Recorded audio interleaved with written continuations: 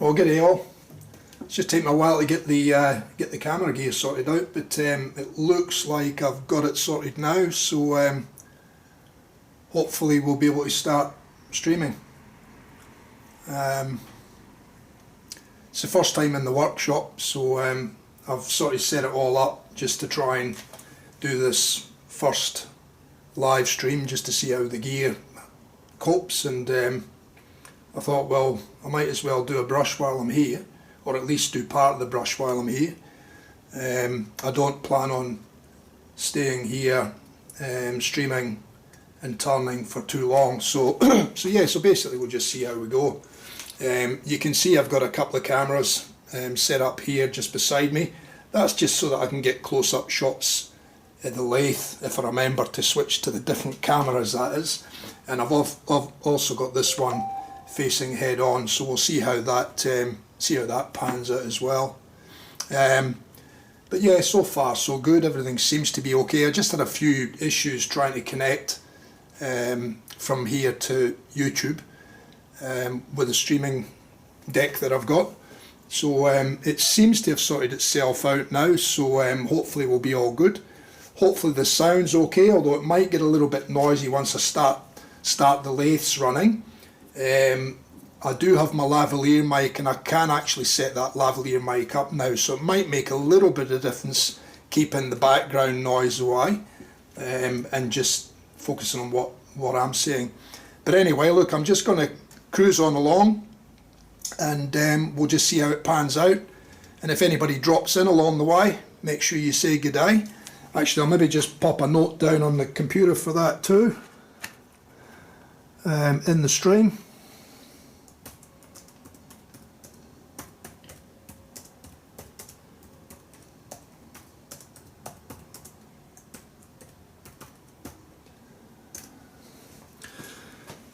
And in the meantime, I'll get started. So this is going to be a customer brush, and actually, if I just go to camera 2, so the brush is going to be of a similar shape to this one here. If I can get that in shot there. So it's going to be of similar shape to that one. Actually, that one's showing up a lot better than what it done in the previous stream and in some of the photographs that I put up. So it's got a bit of dust on it. You can see the colour in it a lot better in that shot there. I'm much happier with that. Yeah. Anyway, look, let's get cracking. So similar brush to that, or similar shape to that one, which is pretty much a standard sort of shape that I do. It's only taken a 24mm knot, so that knot that I had in that brush was a 27, one of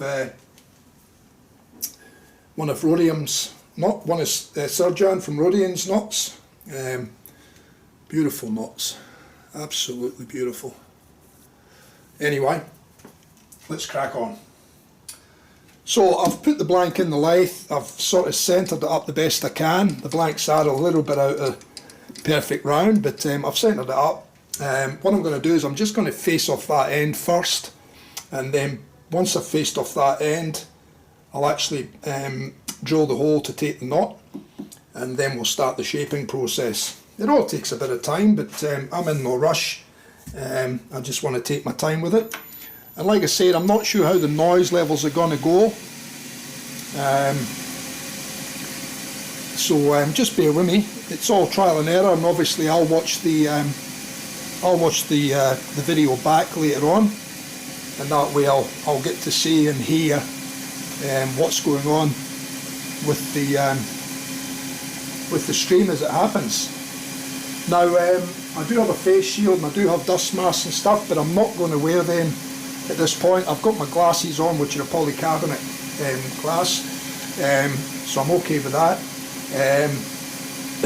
I'm not doing anything silly or that here.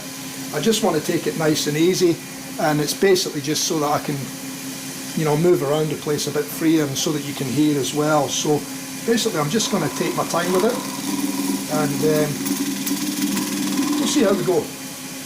tool rest's a little bit high, so I'll drop that down.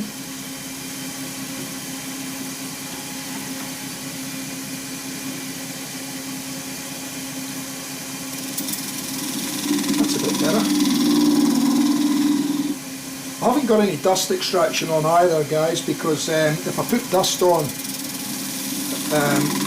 you just won't hear anything at all, so it's just going to be too noisy. So there'll be a bit of mess made, but we'll see how we go.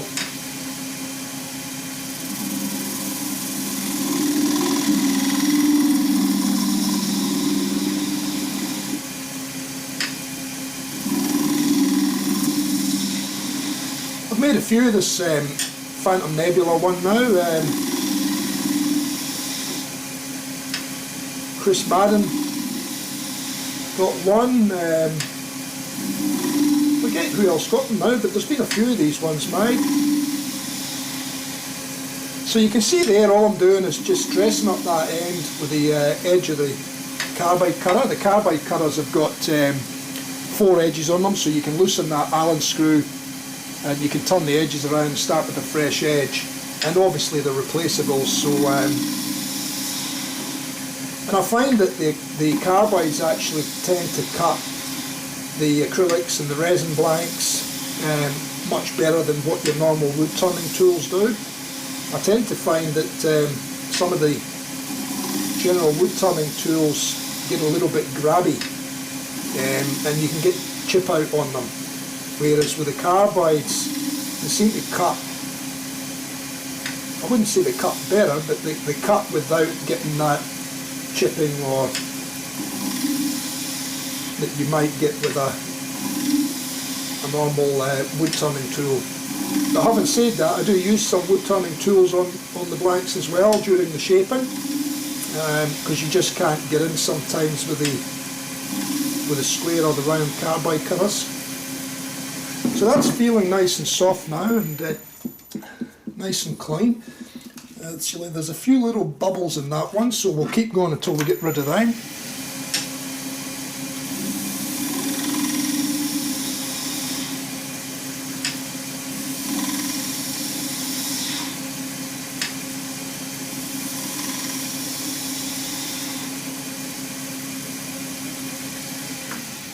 There might still be 1 or 2 little ones there. They're nearly there though, nearly gone.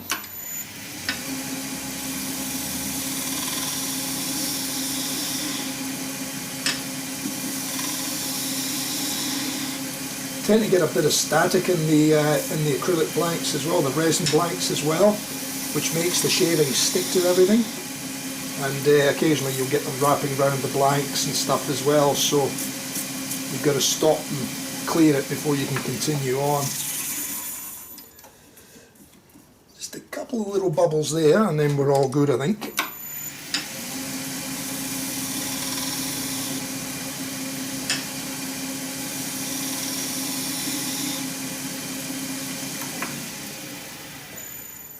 As you can hear, the lathe's nice and quiet. It's a Vicmart lathe built here in Australia from a company in Brisbane actually. They're a world-renowned lathe. They're not cheap, but they're certainly worth the money.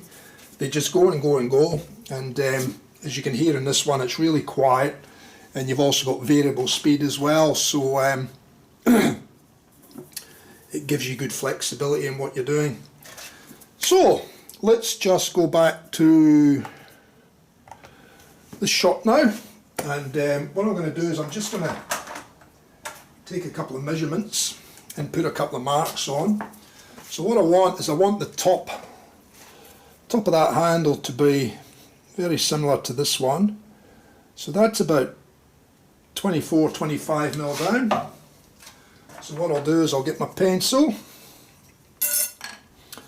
and I'll put a couple of marks on this blank so that I've got a rough idea as to where I'm cutting and where I'm shaping. So slow the lathe down, start it up, hold that on the tool rest at 24-25, and we'll get a mark about there. The overall brush, this is a pretty much normal size for me, which is about somewhere between 68 to 70 mil long, which is a nice handle in the hand. It gives you a nice amount of surface to grab a hold of.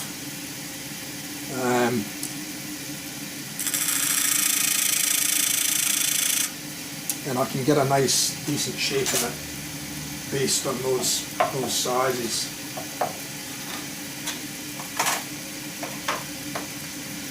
So I've got two marks on there now, one about 25 mil from this end, and the other one's about 60, 69, 70 mil down on the blank, just about here.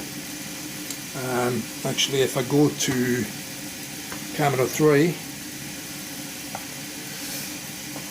you'll see probably just see the lines there. So I've got one about there, then I've got another one about there. That'll be the bottom of the brush, this will be the top of the brush. Okay, so what I'm going to do is I'm going to stop that. I'll move the tool rest out the way, and I'm going to slow the speed down. I'm just going to bring the headstock back a bit, just for now, and I'm going to tap out that live center, and we shall put in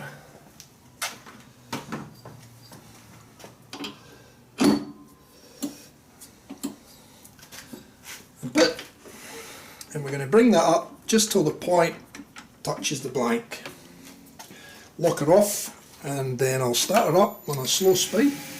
Now that Forstner bit's a 25 mil for this particular brush, and what the customer wants. This one's going away to have a rhodium knot fitted to it, and it's obviously a 24 mil going into a 25 mil hole, and I've got a depth to drill it to too. So what I normally do is go in like this so far,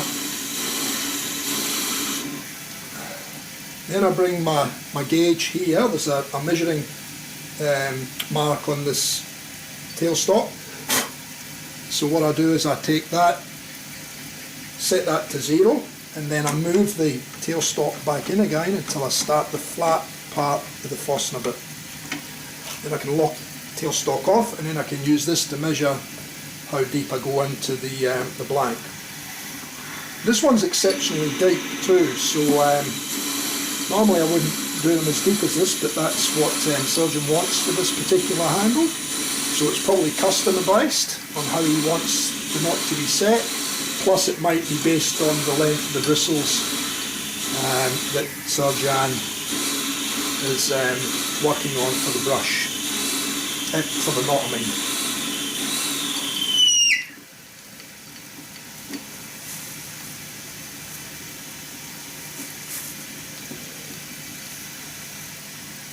That's us on 0 there, and to keep going. Very deep.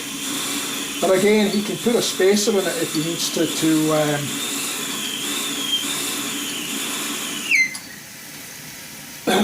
so we're at our depth there now. And what I'll do is I'll slow the lathe down. We'll give this a tap, we'll take that out.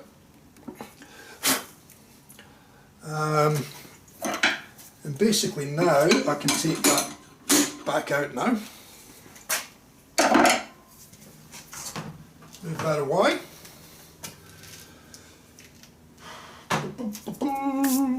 Now what I like to do is this edge gets fairly sharp in here when you've just freshly drilled it out.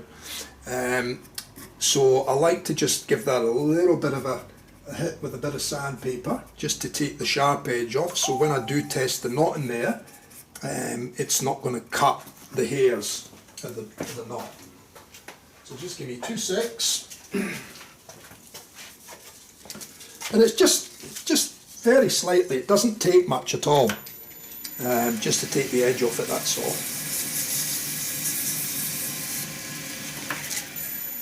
And that's it. Now it's nice and soft.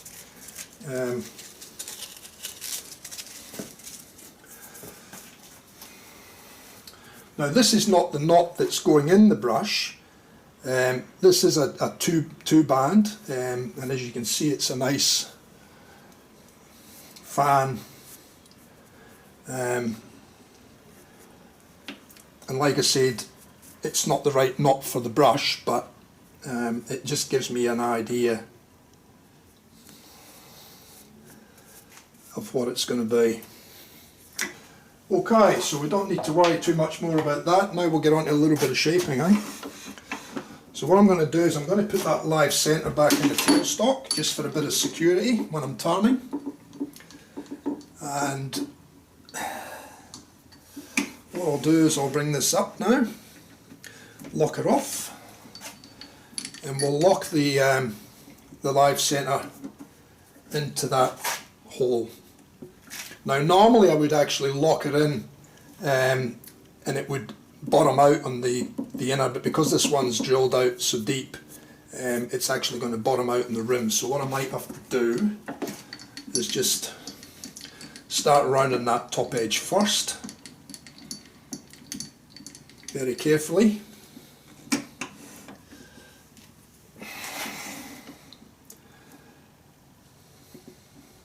So that once I put that in, I don't have to then take it out again until I've virtually done the shape.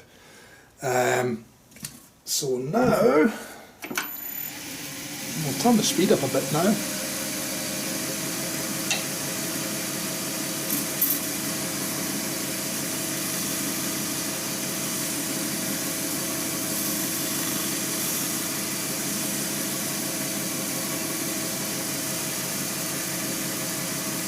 You can see how the shavings wrap around the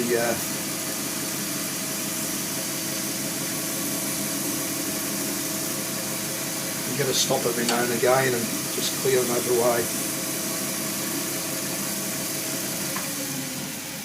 You just wrap around and get stuck to everything.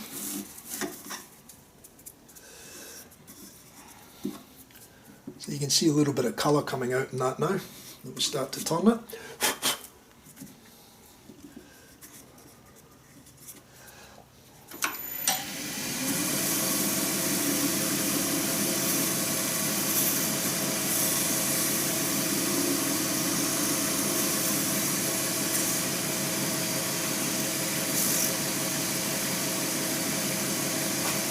I'm also going to just bring the tool rest back a little bit,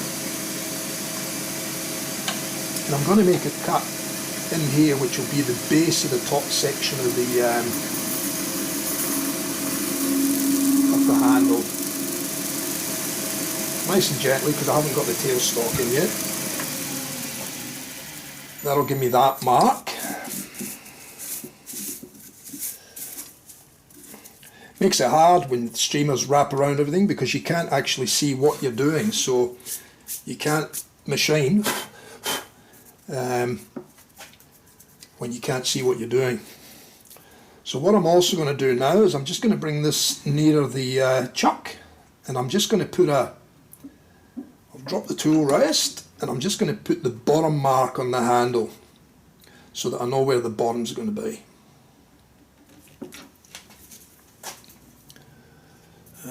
And we might go to camera 2 for this one.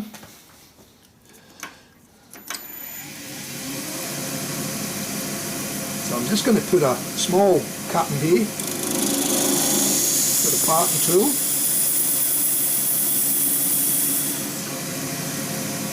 And that just lets me see where the bottom of the handle is going to be, so now I can start the shaping accordingly. And typically what I like to do is I like to take that away, take a bit more of the material away there so that I've got room to move for shaping the bottom. And get rid of the streamers.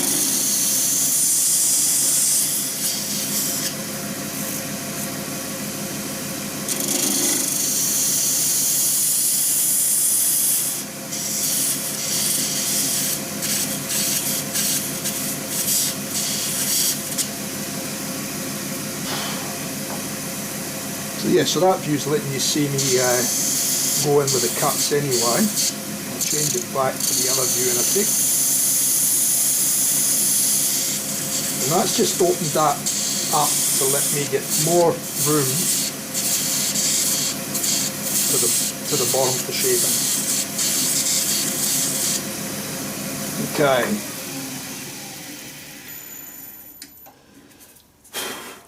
I do have an airbrush here, which I could use, but again it would be noisy in the video, and it'll blow shit everywhere. So just try and keep it as quiet as I possibly can for as long as I possibly can.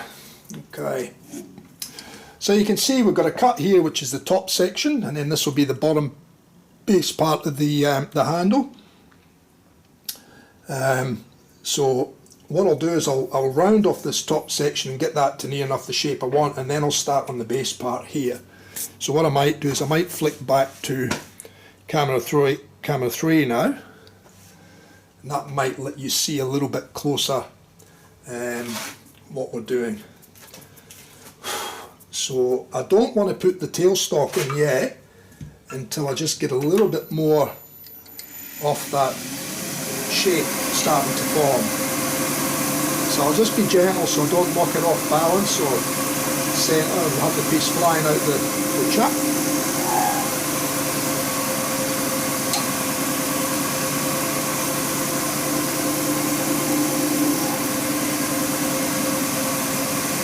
Is that shot the best shot? Yeah, probably, for now.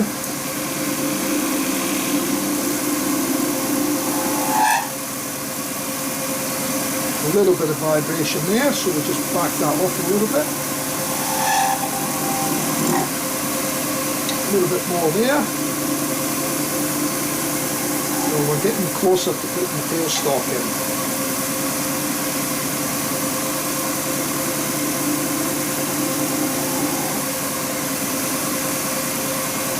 Can't see what I'm doing again, so I'll need to clear it.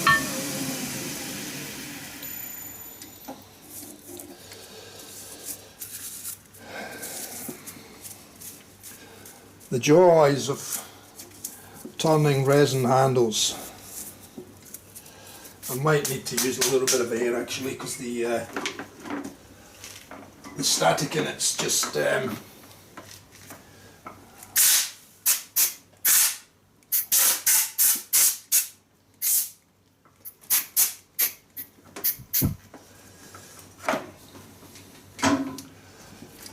So I think what I'll do is I'll bring the tailstock in now, lock that off, we'll bring the live centre up, we'll try and lock that. Now we have a bit of support, we shouldn't get anywhere near the vibration we had before.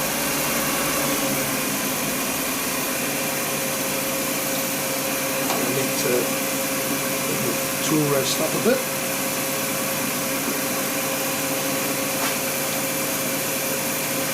Back a bit.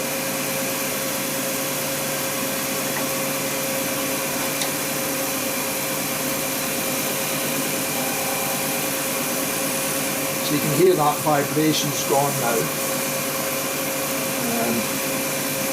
It was just a little bit too high there.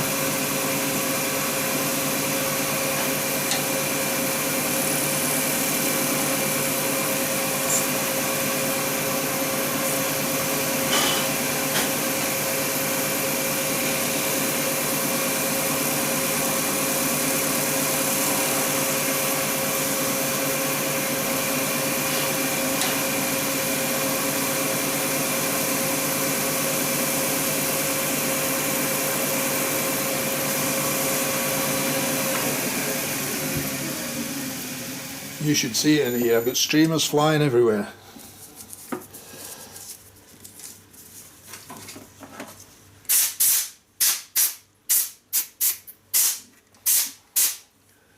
So you can see the colour starting to come out in it now that we're getting a little bit of shape in it. And as we turn into the handle here, we'll get even more colour coming out the blank.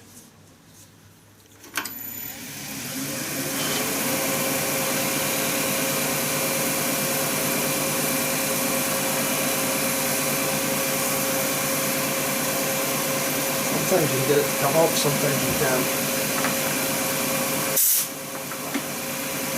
I'm going to have to keep that handy.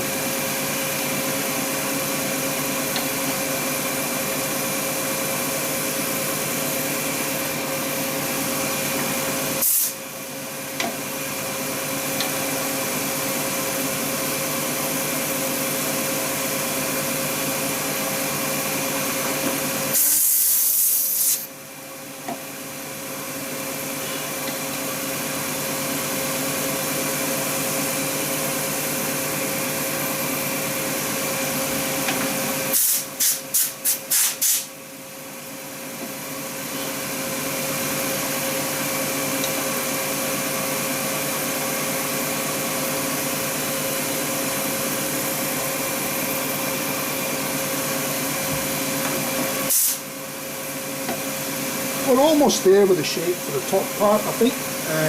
If anything, I might just line it up a little bit.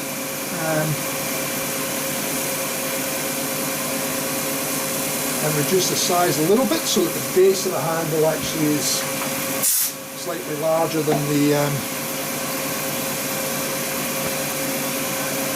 top section.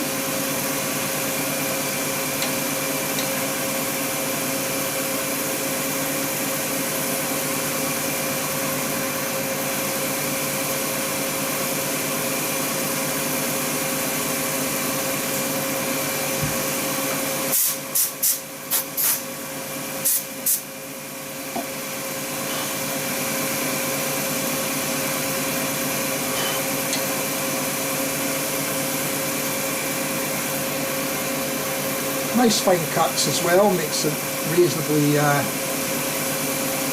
reasonably nice finish and just gives you a bit less sanding work to do as well. So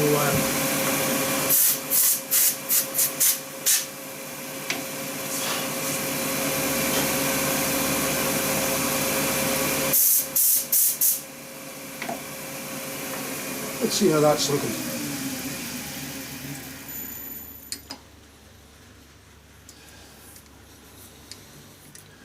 It's not too bad. It's looking okay. Shape's looking not too bad to that one. Now I'm going to start shaping in here, so we'll be undercutting underneath this rim here. We'll be undercutting in there and then flaring out again to the bottom of the handle and then round the bottom off. So what I'll do with this one now is I'll actually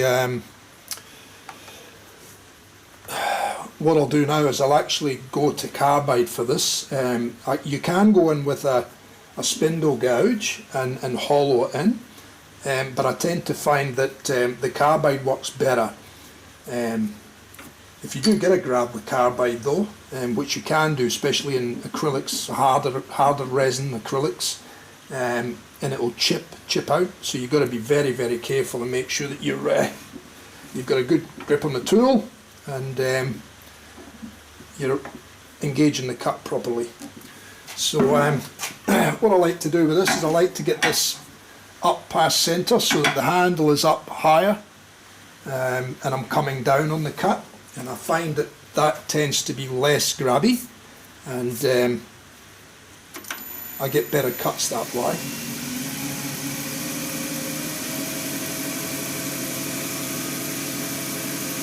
This tool, I'll just go back to 3 again. This tool does have a fairly large head on it, so hence why the tool rest is a long distance away from the piece. If it was a normal tool, the tool rest would be in a lot closer, obviously. So we're just going to go in with this nice and gently. You'll hear it'll be a bit rough initially because the blank's not quite round.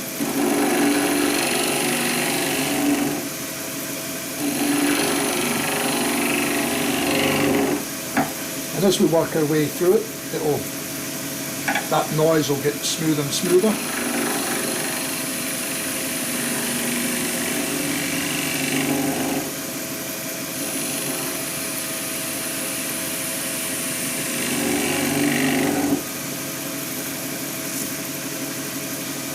And again, you can see, obviously that's the bottom of the handle right there. So I can see where I've got to take my shape.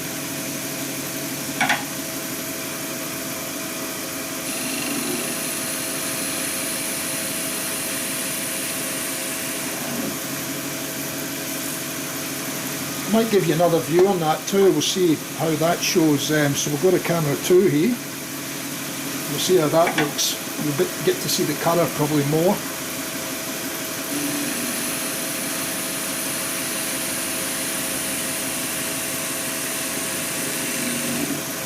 And you hear the noise as it gets rougher as I get to the bottom. That's just, again, because it's not quite round, the blank and the chuck.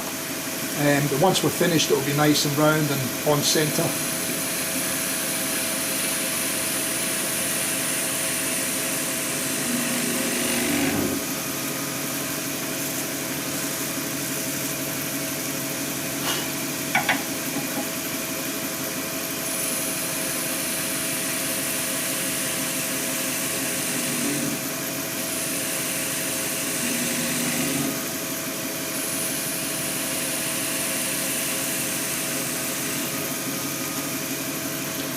Might stop and give it a clear now. We've got shavings all over the place.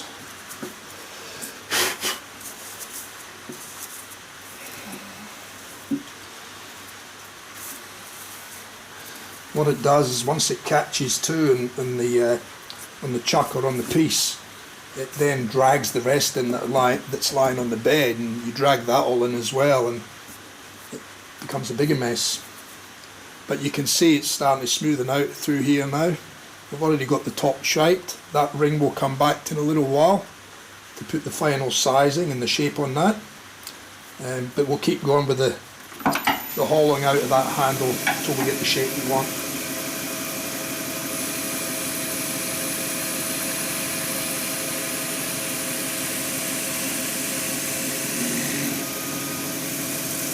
So they just picked up from the bed lathe, off the bed of the lathe there, wrapped itself around.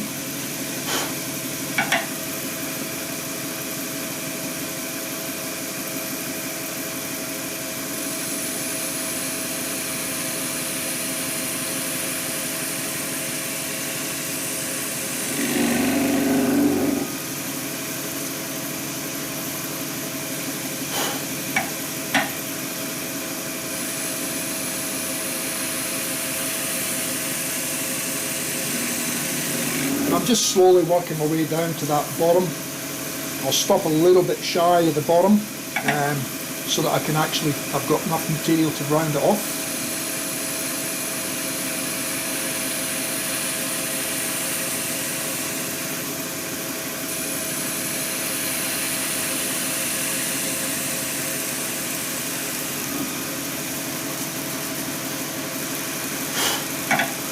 I've got a lot of material to take out of here, so to get the shape on the handle.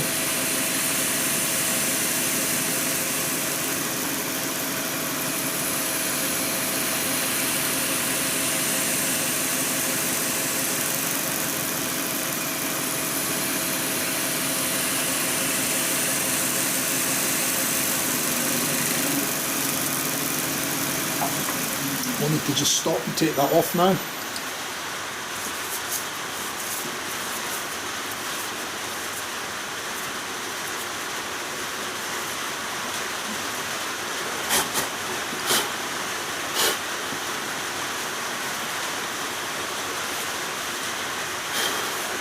So you can see the colour starting to come through in it now. We're starting to get it in a bit closer to where we need to be, but we're still going to go in a bit more yet, so we'll keep going.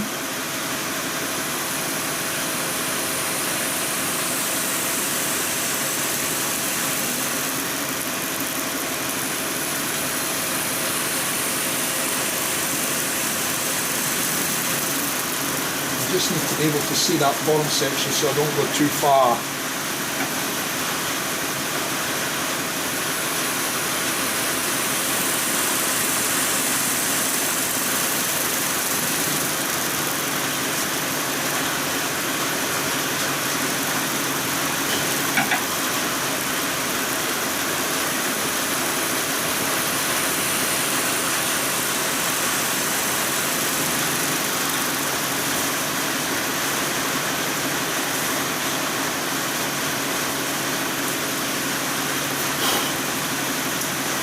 I might try the other camera. I might try the tailstock cam,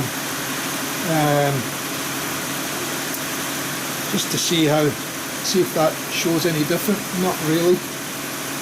See how we go.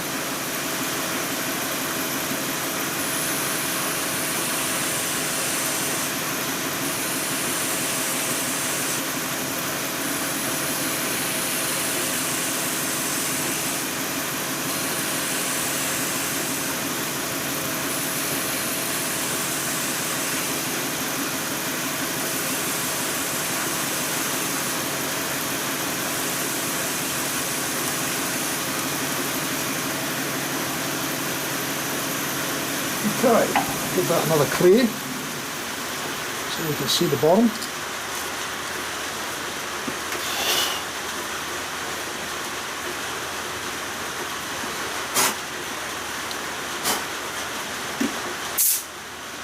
It's amazing how the air takes it straight out of the gap you know, that you can blow it and pull it and you can't seem to get it out. So now what I'm going to do is I'm just going to go in and just tidy up that little lip edge here. So we get that to round, because it's not round. You'll hear it when I go on to the tool rest. Just bring the tool rest out a little bit. So nice and gently onto that.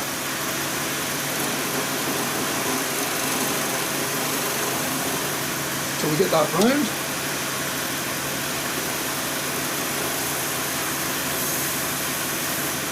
And that's her about there.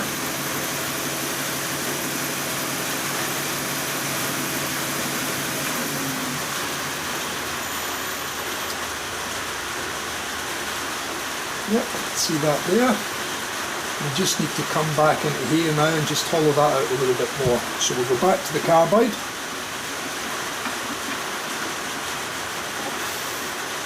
And tool rest should still be up a little bit.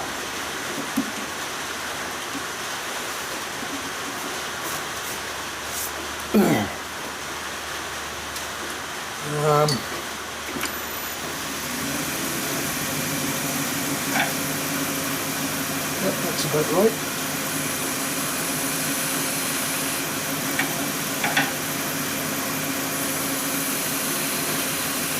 So what I'm doing here is I'm just refining the shape now that I want and the thickness of this little rim here, which is the divider between the top section and the bottom section of the handle.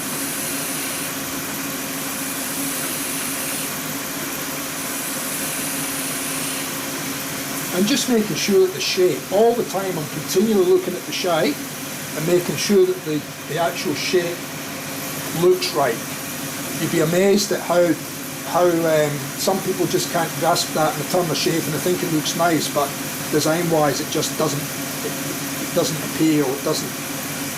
You get the shape and the proportions right throughout the handle, it's amazing how much better the handle actually looks.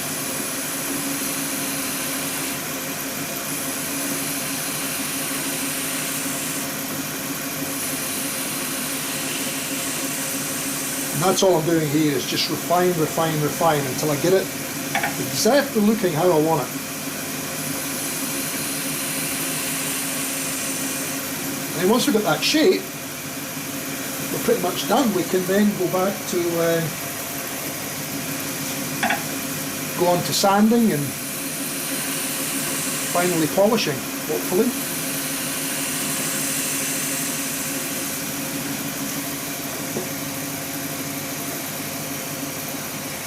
So I'm checking again, leaning over, making sure that I'm having a look at the shape from all different views and angles, making sure that I'm happy with the shape that I've got.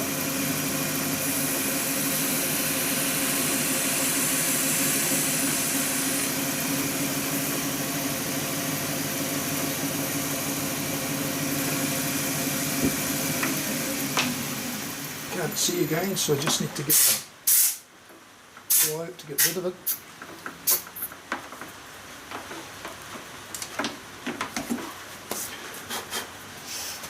I think that camera view looks okay, but we can have a look at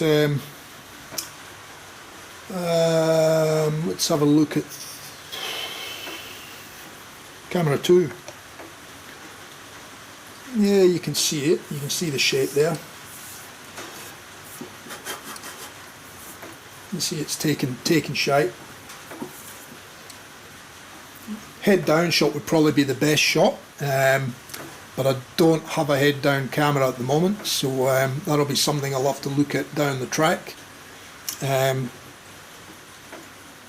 think if we go there though, that sort of starts to let you see the shape in a fashion. And I'm actually starting to like that shape. I might just go a little bit narrower in there.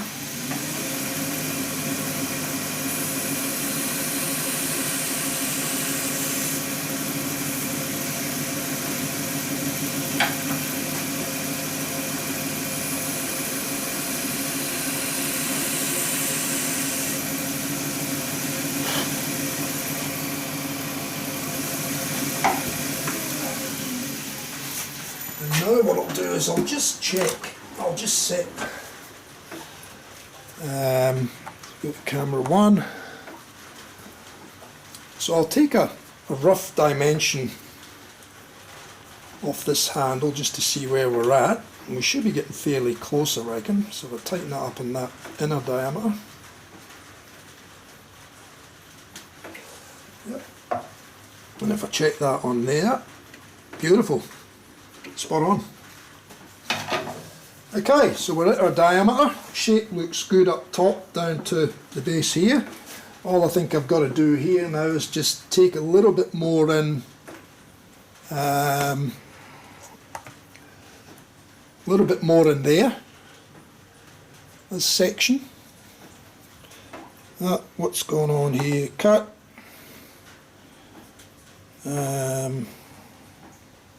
Auto. If I go to camera 2, that one there, getting muddled up with the cameras here, but if I take a little bit more off this section here just so that I can bring that curve around and then return it into the bottom, you'll get to see what I mean shortly.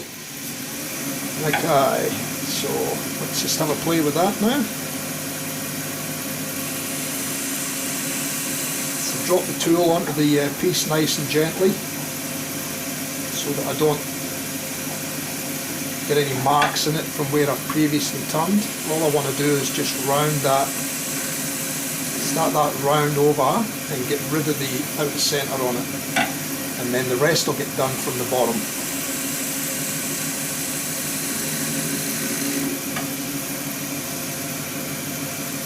Starting to get there now.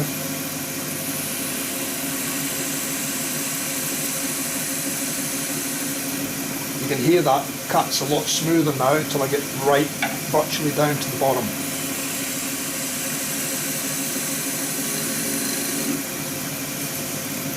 Okay, we'll see how we go with that. For now we might come back to that tool.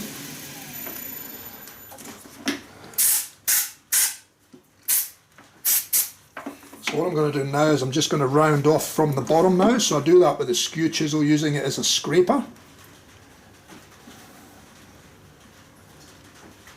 So we'll get that as close to the, well, probably bring it down there.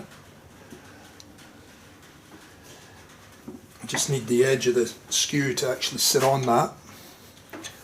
So I might have to just bring it out a little bit more, yep. And drop it down a bit, touch.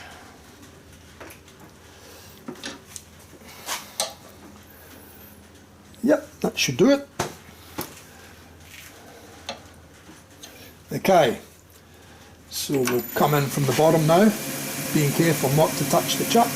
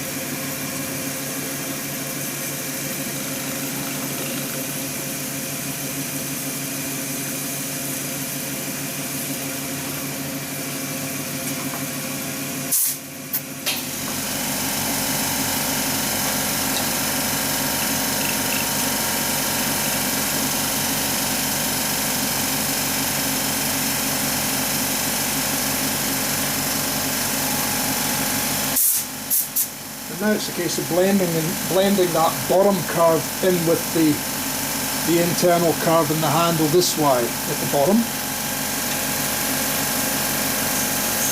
So we're just going to do a little bit of blending here, just so we get it into that next one, like such.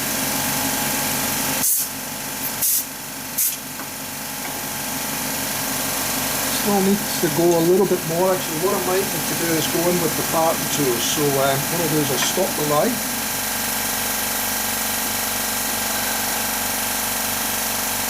go of the tool rest, and I'll bring it in close to the chuck, making sure that it's free, not hitting anywhere. I'm going to drop that right down.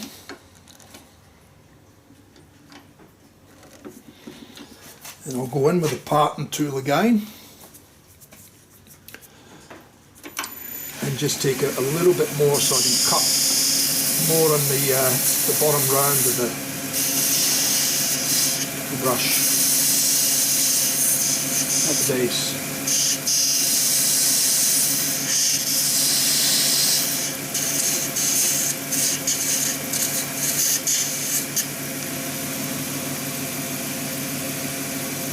Okay, that should give me a little bit more.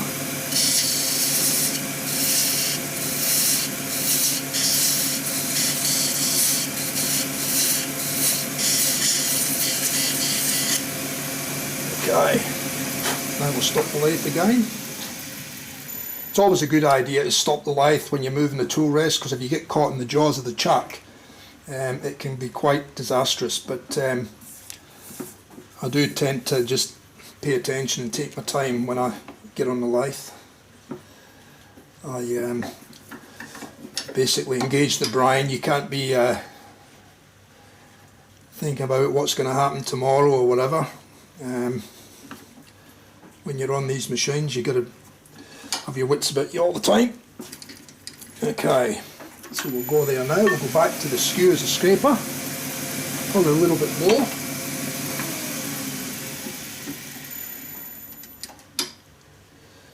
So we'll bring it up a tad, make sure it's free and clear. Go again, and this time I'm going to come round further.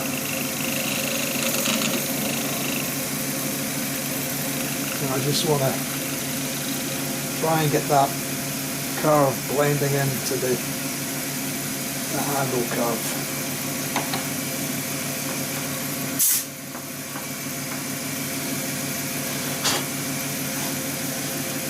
I'm much happier with that, but just still needs just a little bit refining.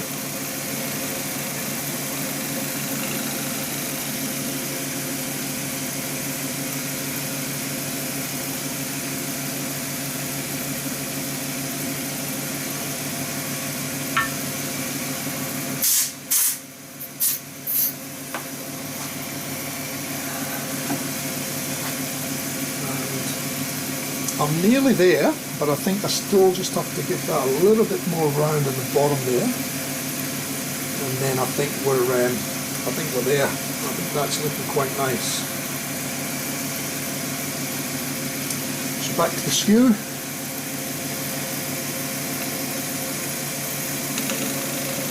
Just on the edge of the chuck there, you can hear it.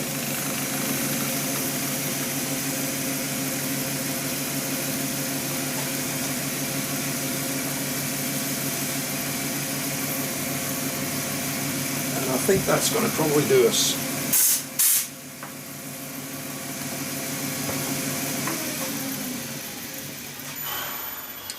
So what I'll do, now what I'll do is I'll just check that diameter at the base of the brush just to see how we are there. I think that one may be just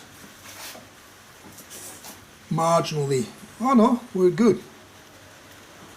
We're good. So we've achieved what we wanted to achieve. One that looks similar to, how can I get that shot? Oh, there we go. It's hard to tell, you can't. But we'll see them side by side once we're finished anyway. So that's about as much as I want to do there now, although I could probably just take a little bit more there, and then I think that'll do us. Bring that up a tad, go back to the carbide, and just nice and gently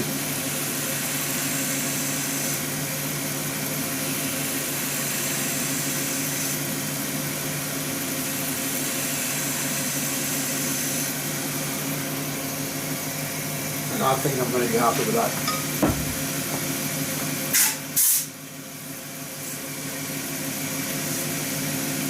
Alright, just looking to make sure that we've got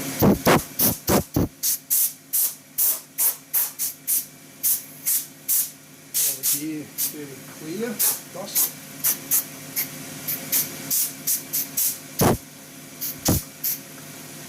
Sorry about the noise, it's making a noise through the speakers. Like I said, I won't hear it until later. But I think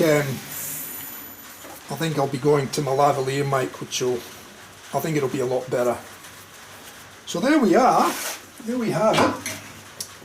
So the brush is almost done, other than sanding and finish polishing and parting it off from the waste piece in the chuck, which will be one of the last things we do. But we'll give it a little bit of a sanding now. So what I'm going to do is unlock the tailstock.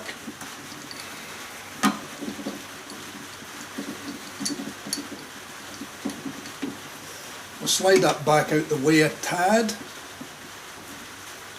and then I'll probably put that shot back on line, and then I'm going to come back in and take a little bit more round off the top of that brush handle, just so I get a little bit of shape in it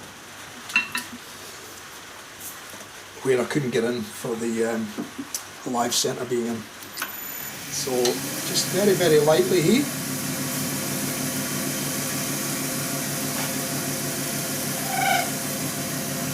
Don't want any of that chattering, because that leaves marks in the blank. So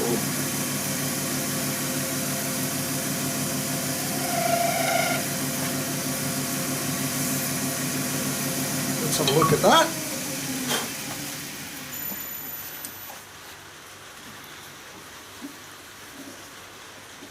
It's pretty good.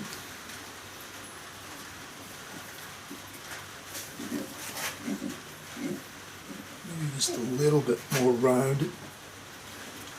Might just go down very, very lightly.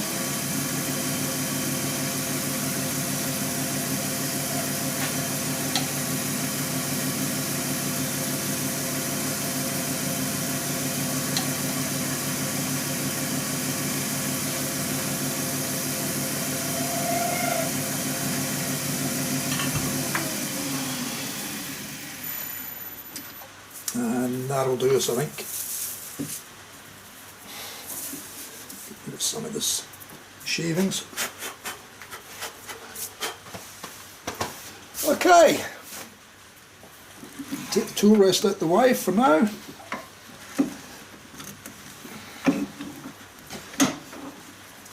Move the tailstock. Actually, I'll probably leave this tailstock there because the camera will get too far away if I go too far back, and I want you to be able to see what's going on there, because I don't think camera 2 is going to give us a good enough shot on that. It's closer, but it's just slightly wrong angle, so I'll have to work on that when I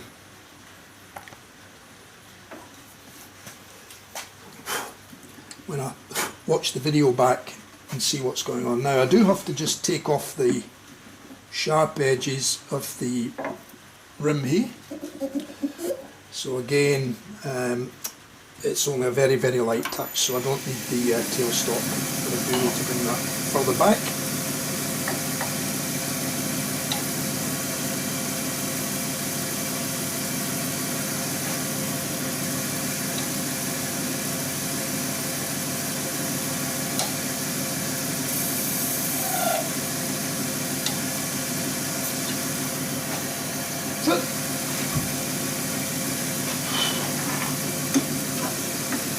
Okay, now for sanding I slow it right down, and then I stop every grit and I rub it in the opposite direction so that I try and minimise the chance of having any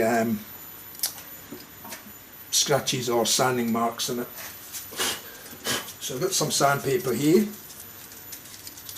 which I start at, just let me check, I think it starts at about 180. Yeah, 180, and I go up to about 400 grit from 180.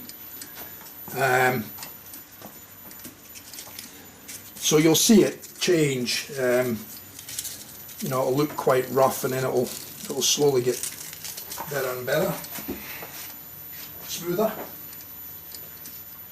Yeah, so that grip. That grip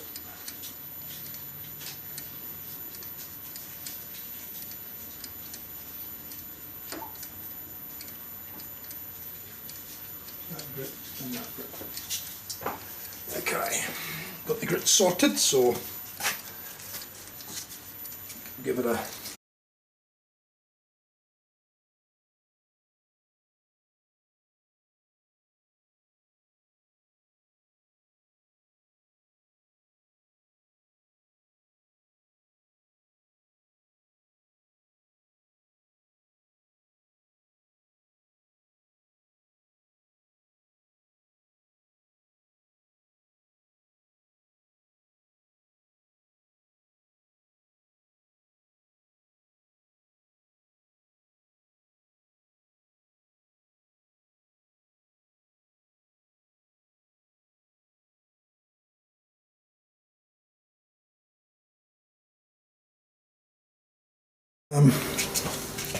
hopefully we've got volume now. We'll continue on. Looks like the volume's a little bit too high, so we'll drop that down a bit. How's that? How's that? Still a bit too high. Sorry, wrong one. Bring that down. Touch. Yeah, that should be about fine there. Oh, maybe a little bit too high. Just bring it down a touch more. Check that.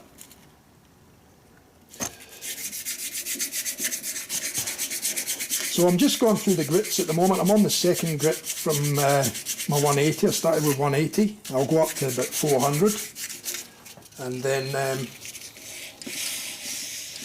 I'll change over to micro mesh pads, which takes it, you know, up into the thousands of grit. So that's what brings the finish out in it eventually, and then final finish is on the buffing wheel. So I've just bought a new buffing machine with the bigger mops on it. They've got big 8-inch mops on it, so they'll be a lot better than the little ones that I've been using on the lathe here, which you'll see in a little while. I'll use them for this brush. It takes a bit more work, that's all.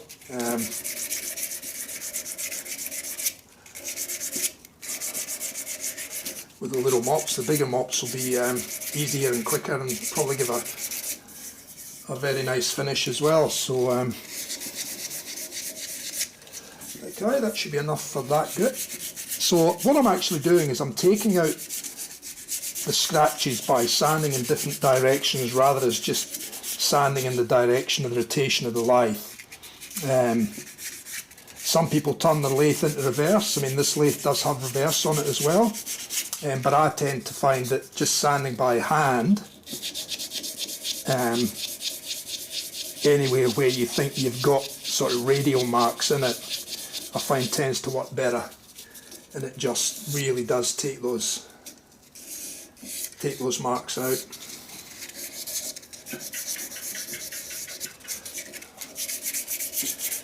And I'll really, not a lot of pressure on the sandpaper either, because you find if you put a lot of pressure on it, you actually create scratches. So okay, so that's the second one down. Let's go with the next one now. I'll have these laid out in the grits so I know what I'm using. Right, back on.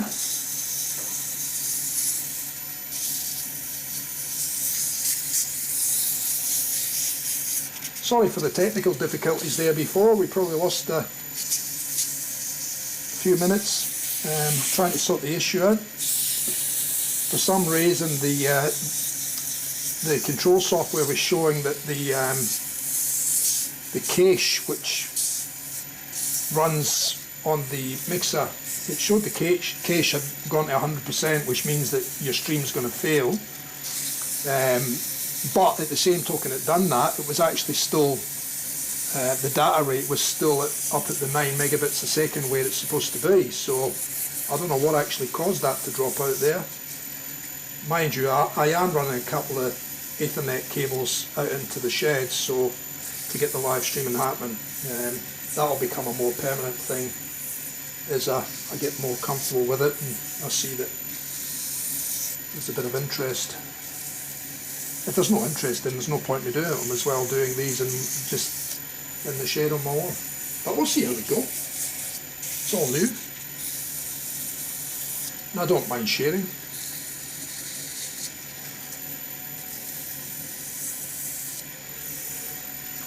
Okay, how's that one looking? So you can see the colour's starting to come back in it now. It's not all that white, milky colour now. And I don't know if we're close enough with the camera for you to see the radial marks.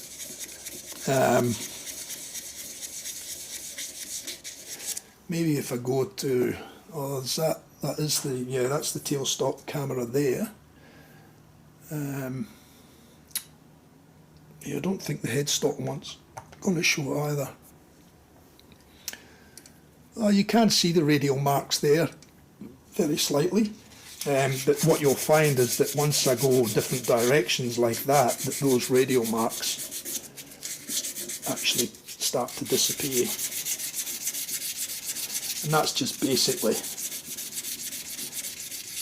with the sanding in different directions rather than radial on the lathe. It tends to, when you go radial on the lathe, you tend to get circular marks.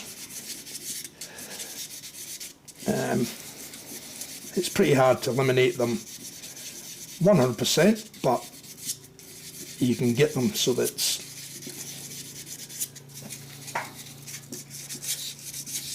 it's not really noticeable, to be honest. You get more marks just in the actual acrylic, but or the resin, whatever it is that's being used. And this is a resin in this one. It's well, mind you, they're all resins, but these are polyurethane resins as opposed to polyester resin. I'm using both now. I was only just using polyester previously. I always found that the polyester I can get a better shine on it, but again, by changing the finishing technique and the products used, you can actually get a fairly good shine on the polyurethanes as well. You've just got to change your practices slightly.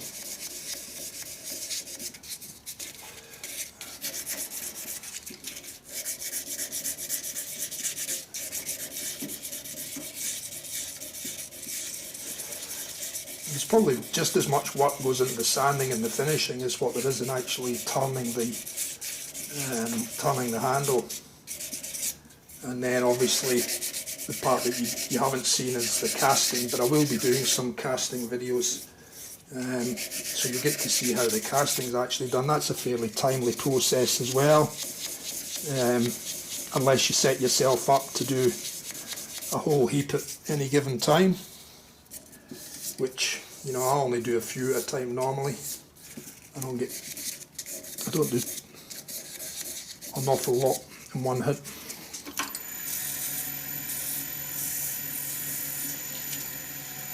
Just go around that bit there, just to put a little bit around in it. Stop that again, give that another little.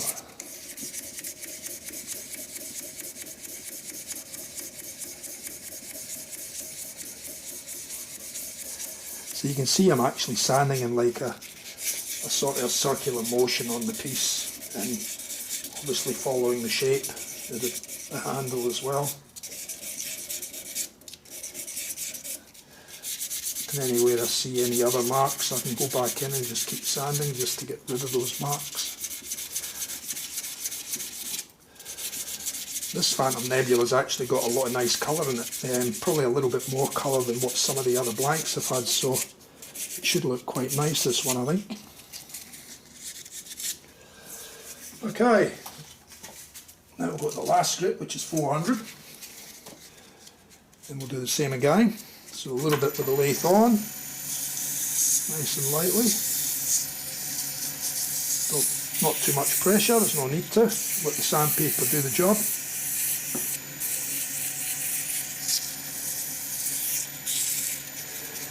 And then let's get into the detaily bits there.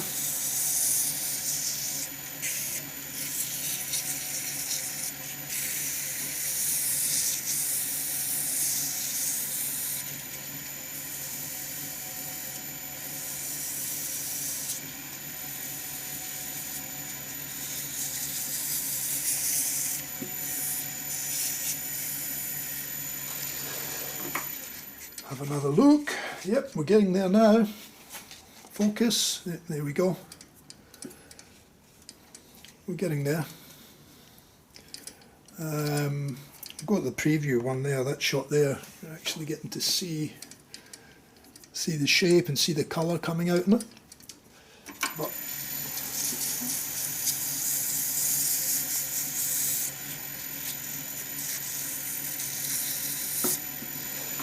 okay, a little bit of hand sand now.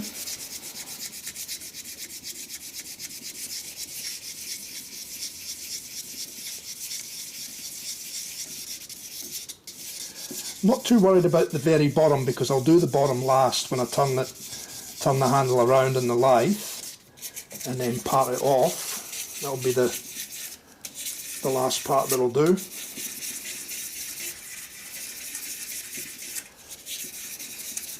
All I want to do at the moment is just give it a nice even sand and try and get rid of any scratches that may be in there from the grips previously. And that's the trick, it's making sure that each grip takes the scratches away from the previous grip, and then you should get the best result from that.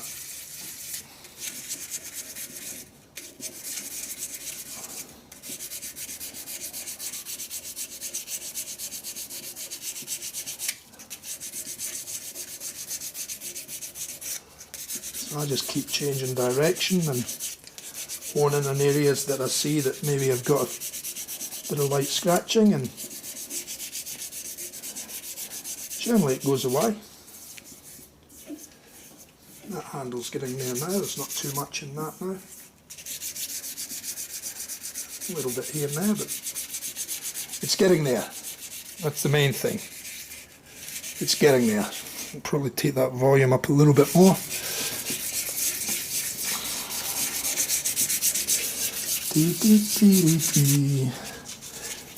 Okay, I think that's pretty good for the base section of the handle. I don't think we've got too many marks left in there now. Yeah, I reckon this is going to look nice actually, just seeing the colours there.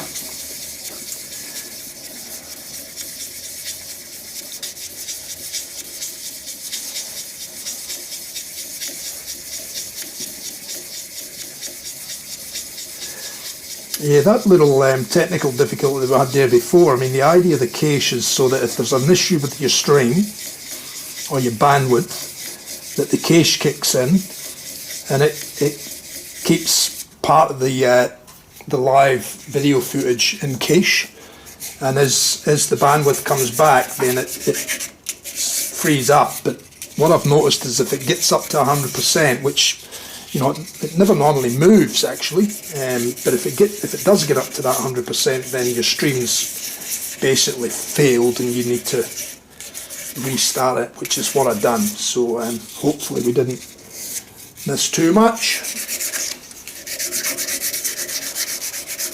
What time is it? 7:45, it's not too bad.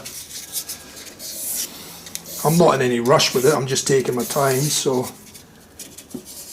you get the best results in the video and get to see the whole thing.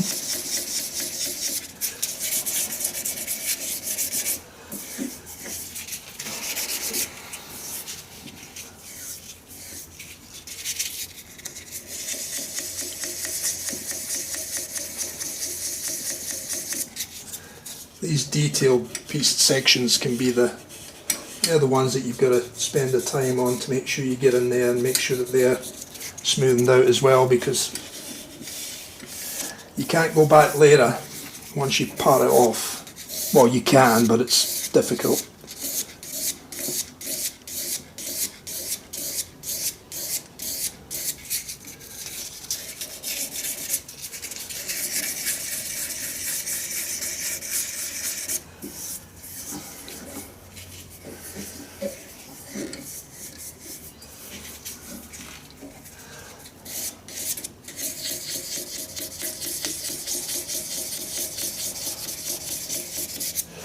Okay, I think that'll do us for the 400 grit. So what I'm going to do now, I'm going to hit this with some micromesh now, which is again a relatively slow process, but we'll get there. And I just take my time with this one, but this is where you'll actually see the colour start to pop as we work our way through these. So obviously, because it's getting wet, we're actually seeing the colour come out. And it takes a bit of working with these pads. These ones are starting to get a little bit worn, so I'll probably have to replace these shortly.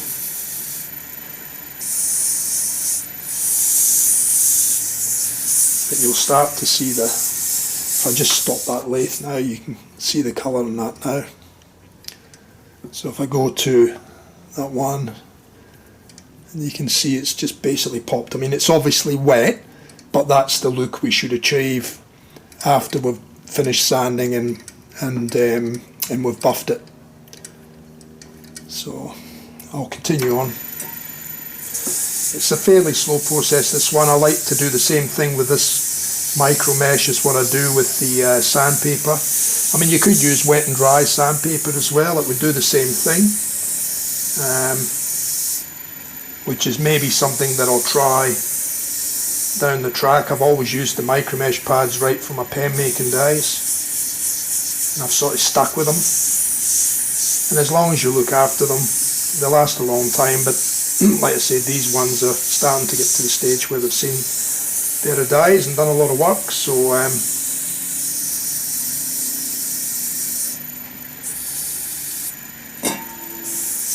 I just have the ball under the headstock there. If I go to the preview again, you can see the ball under there, just so that the water doesn't go all over the lathe. I like to keep the bedways nice and oiled and smooth.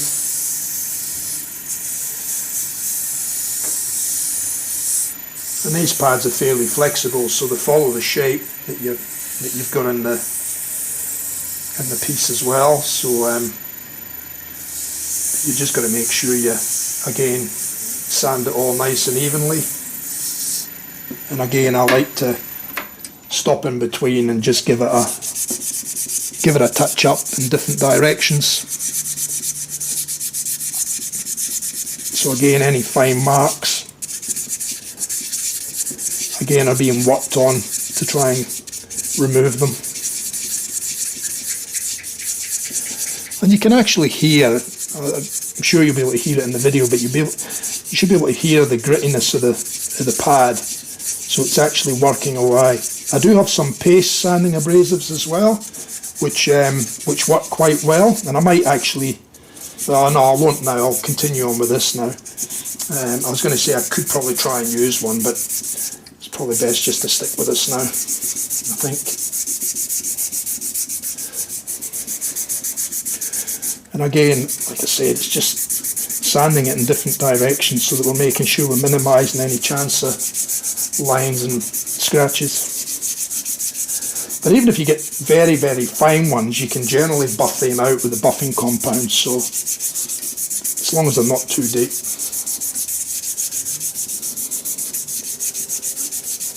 Sorry if I keep bumping the camera too, it's just I've got the cameras fairly close to try and get close up to the piece.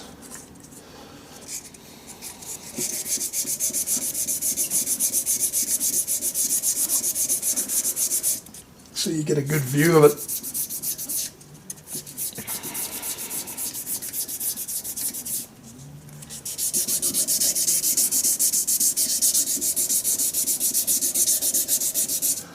Yeah, this is going to be really nice actually. Nice splotchy colour through it with the dark.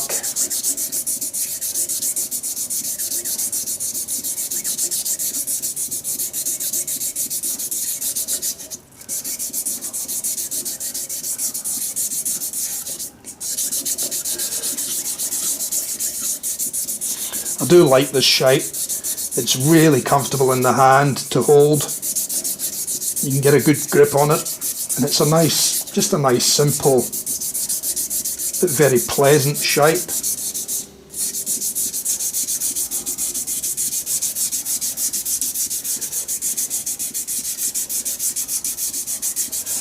There's shapes that work and there's shapes that just don't work. No matter how hard you try and make them work, they just don't. Okay, that should do for the brown pad. So now we'll go to the green pad. These are all colour coordinated, so you know the order to go in. So back on with the live. And again, you can hear that grittiness working on the pad. You see the water changes. That was fresh water when I put that down there, and you can see it's starting to go cloudy. So it's getting the fine particles off the handle.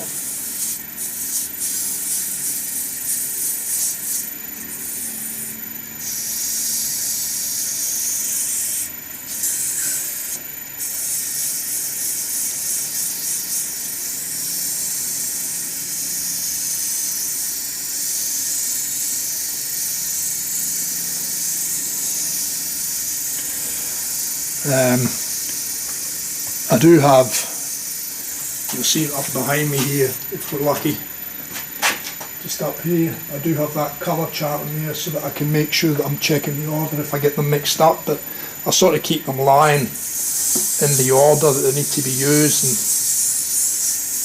saves me any hassle. Unless I drop them and they go everywhere, then you've got to pick them up and put them all back in order.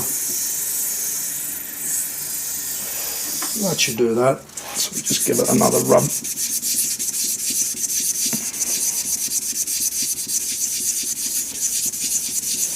So like I says to you, I mean, you can see how much time goes into the finishing on the resins. I mean, there's a lot of time in finishing them. Probably a lot more time, like I said, than turning the handle. But it's all good. You've got to do it. It's a process.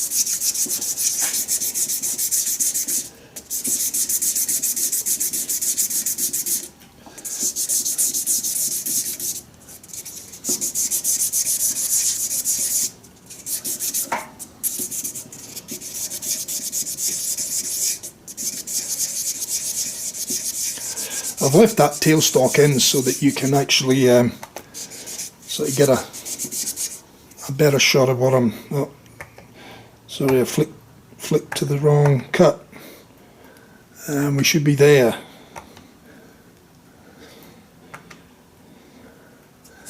That's the one. Or even two is pretty good now. As you can see the colour and the shine that we're starting to get on the handle now.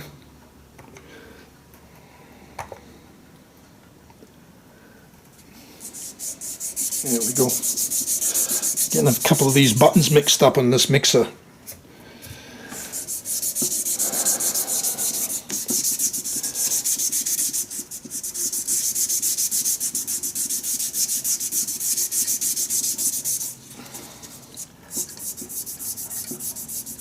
Give all the little edges a bit of a sand. You can't forget anything.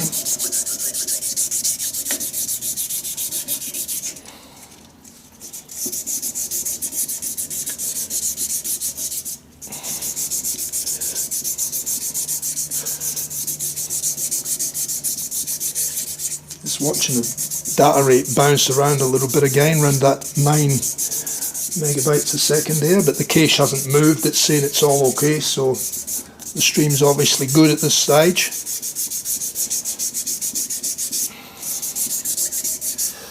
Okay, give that a little wipe. Actually, I don't know if I wiped that last one. On to the next one.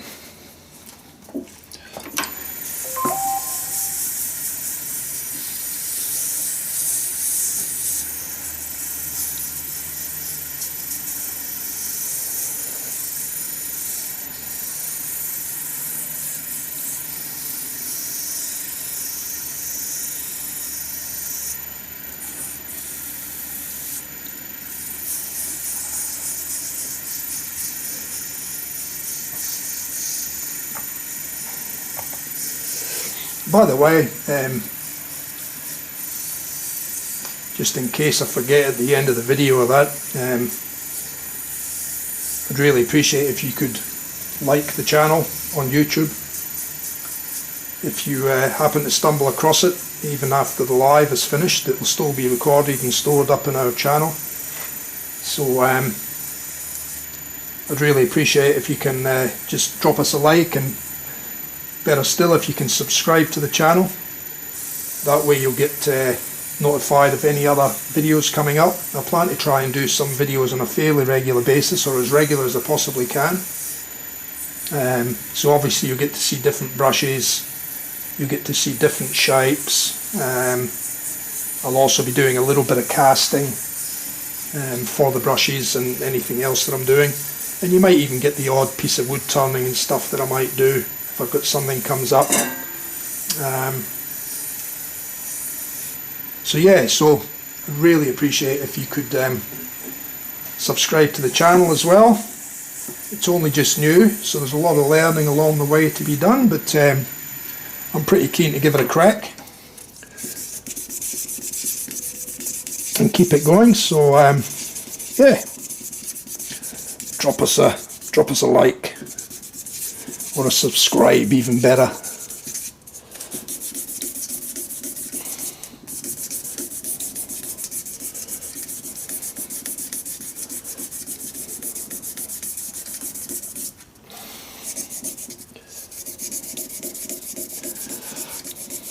Getting shinier.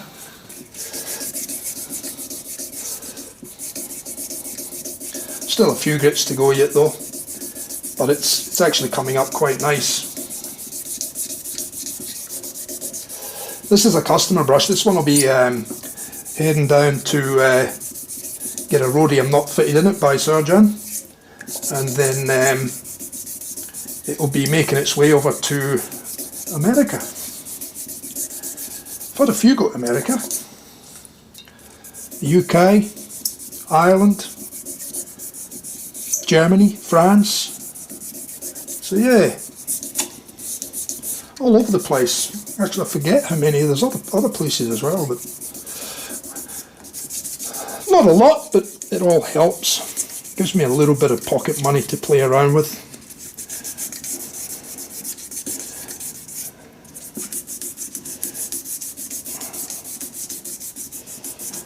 And keep playing around in the hobby.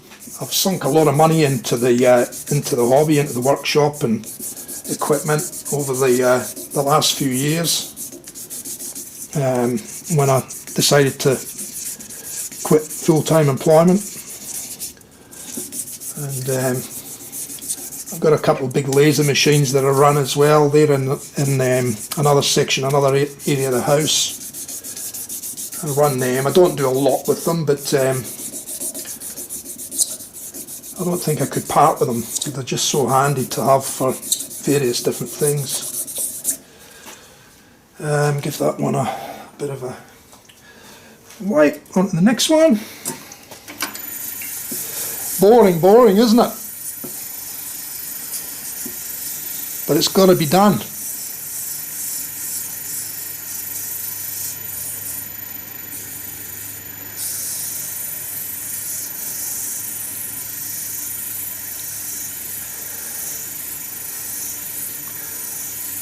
So I might even have this one ready to send to Rhodium Knots tomorrow.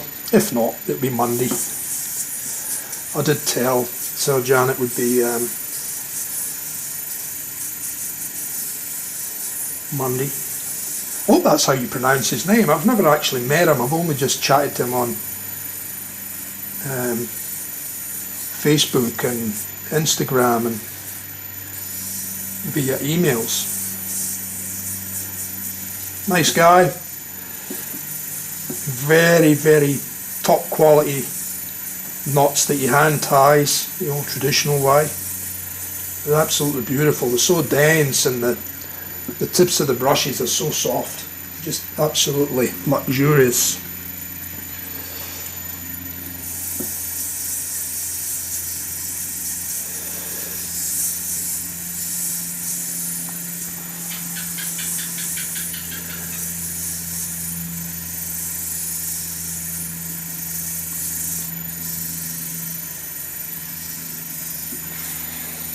Starting to get pretty shiny now, guys. Look at that. We'll go to that one next. Have a look at this. Woohoo! Taking shape, eh? It's going to be one nice brush, that one.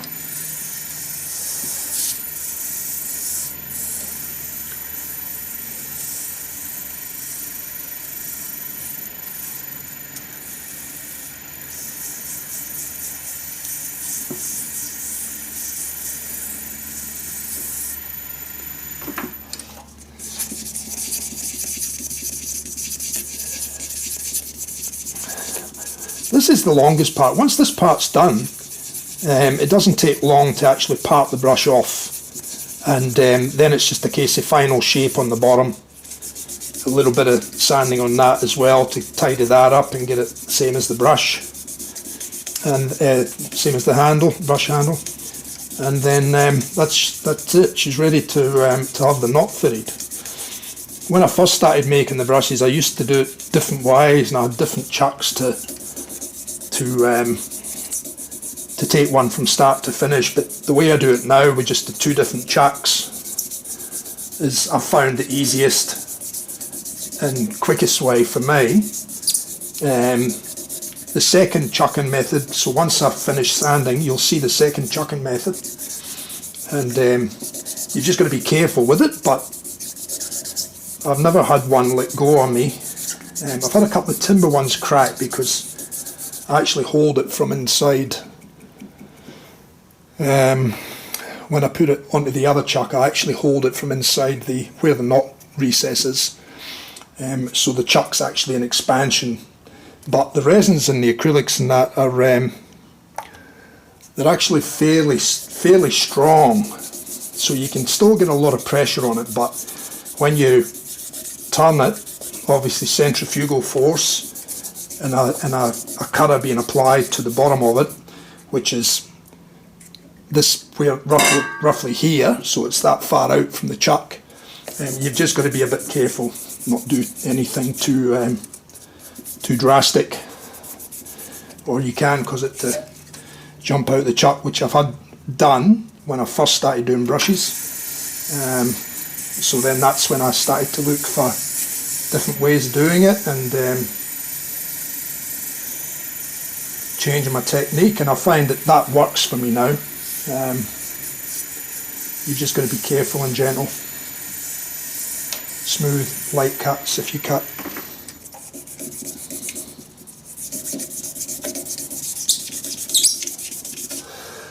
And I think that'll do that one. You see this pad's getting a bit worn. A lot of the surface is getting worn off it, so I'm about due a new set.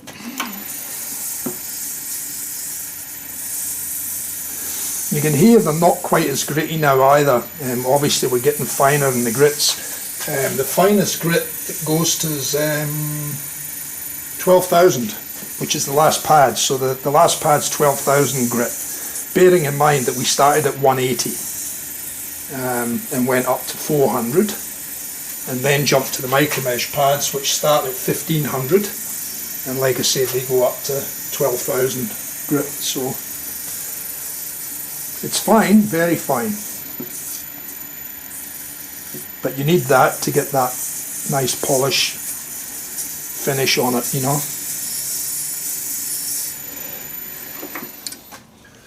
As you can see, we're starting to get there. 3 pads to go, so we'll zip through these ones fairly quickly. Just bear with me.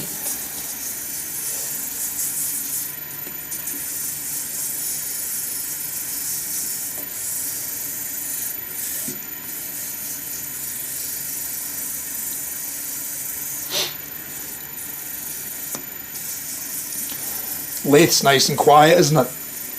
I mean, you can probably hear it. I've got the volume set quite high, the mic, so you'll probably be able to hear it fairly loud, I suppose, in the video. But they're just a lovely lathe. They're just so quiet, very responsive. I mean, you know, you can speed it up just at the flick of a button, slow it down as slow as you want. You know, there it's just ticking over. They're just a beautiful lathe.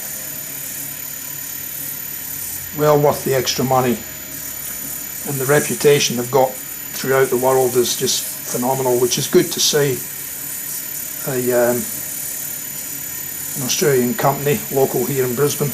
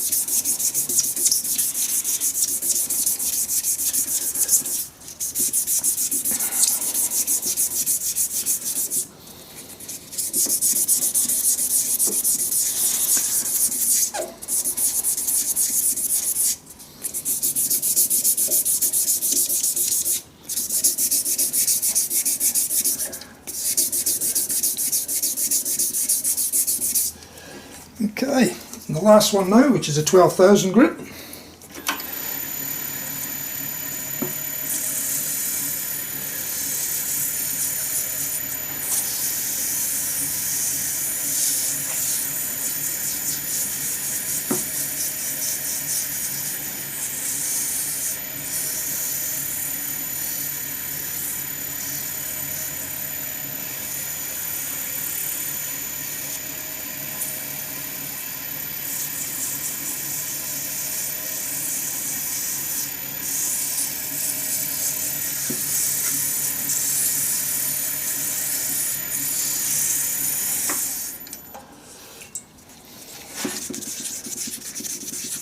It's looking wonderful.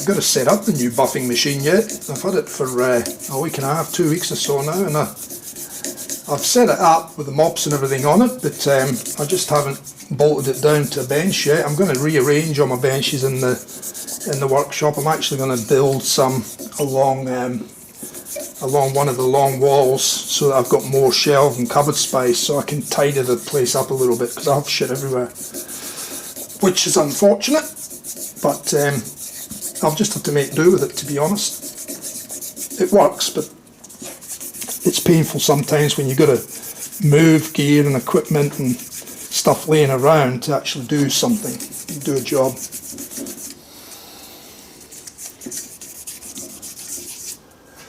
Okay, that's the last grit done, so we'll get rid of the micro mesh and the pads.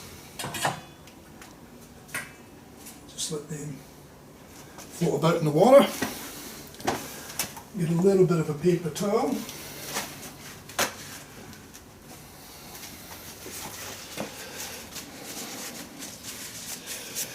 And just give it a little, whoops, we're going again.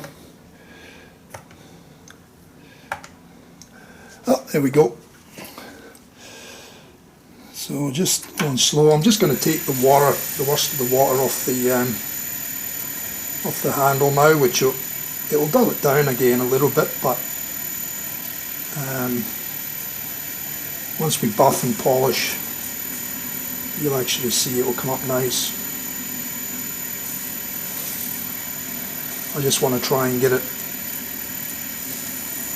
done and finished in the stream so that you can actually see a finished product straight off the lathe.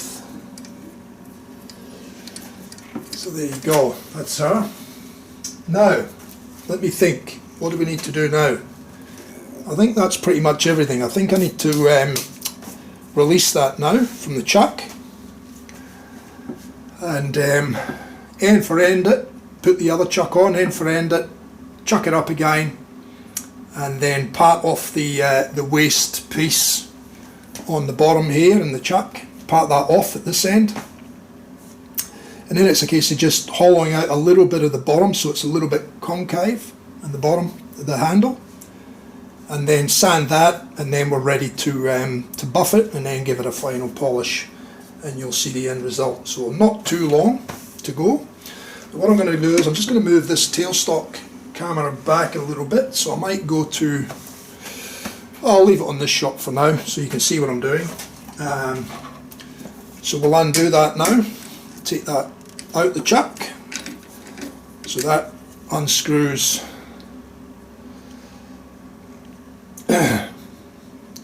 where are we? So there you can see the shape of the handle. It's quite nice. Colours come out really nice in this one. I'm really pleased with that one. So anyway, we'll stick that up there for now, and then I'll release this chuck.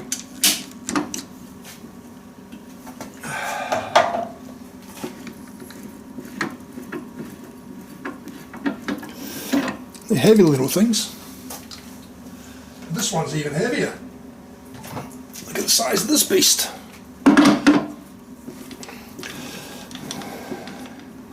These are also made by Vicmark.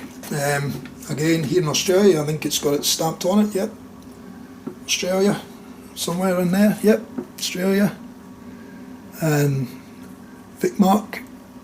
And these have got indexing holes around them too. So if you want to do some routering along the length of the lathe bed, you can lock it in to these different positions. I have a indexing plate on my big lathe, which you just can't see. It's just out of shot here, but you'll get to see it at some stage, because I'll probably do a session on that at some stage. So you'll get to see that index. We might even do a little bit of fluting lengthways on the bedways, just to let you see how it's done.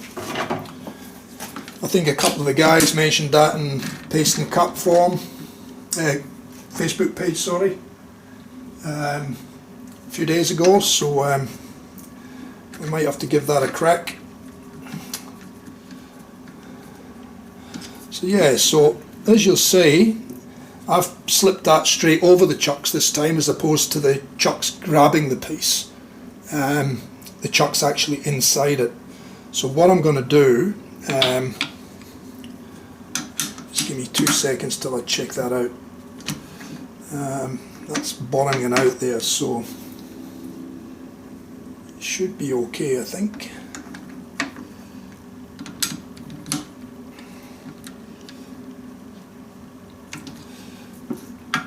This is the part I was telling you about earlier in the video, about being careful, because the jaws are in expansion mode from inside the handle out. You just got to be careful that you tension it enough, but not enough that you split the or crack the handle.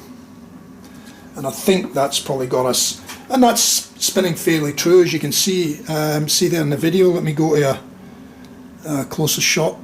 So we'll go to camera 2. So if I turn that on even, you can see the handle, the waste piece is actually a little bit out centre, but the handle is actually spinning true, which is good, even although we've rechucked it. So that's pretty good. So now we'll bring in the tailstock cam again, and we'll wind the tailstock in. So we'll go to camera 3 this time. So there's me winding the tailstock in. Tailstock's locked off, tailstock wound in. Tighten that up. Now I can stop it. I can bring the tool rest in fairly close. Drop it down.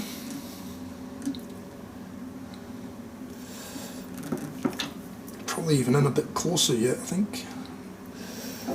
So you can probably see there, if I go to camera 2, you can see there we're quite close to the tool rest, but I'm actually cutting in that slot that we've made there, that we made earlier. So I'll go back to camera 3. It's probably going to give you the better shot in me patting this piece off now. So lathe on nice and slow, speed it up a bit.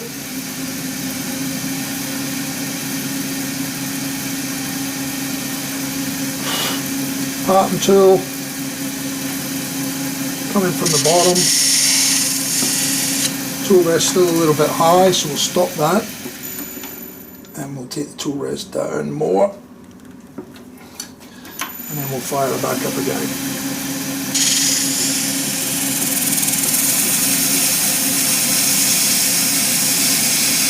So going so far, clear the, and then put a clearance cut in so that the tool doesn't bind up in the slot. Rid of that.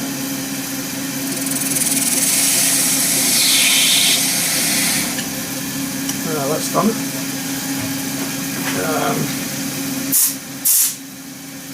Rid of that.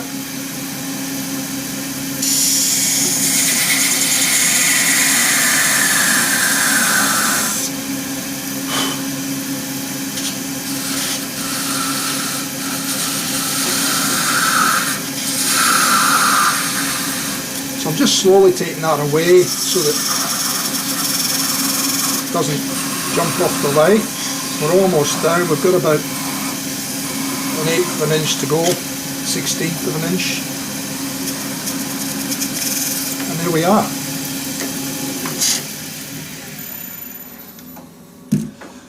So now I can release that, and there's the bottom of our handle, and we've got a little offcut there, which is what I made those other handles with the black resin with all the different colours in them, different shapes and chunks, and worked out quite well.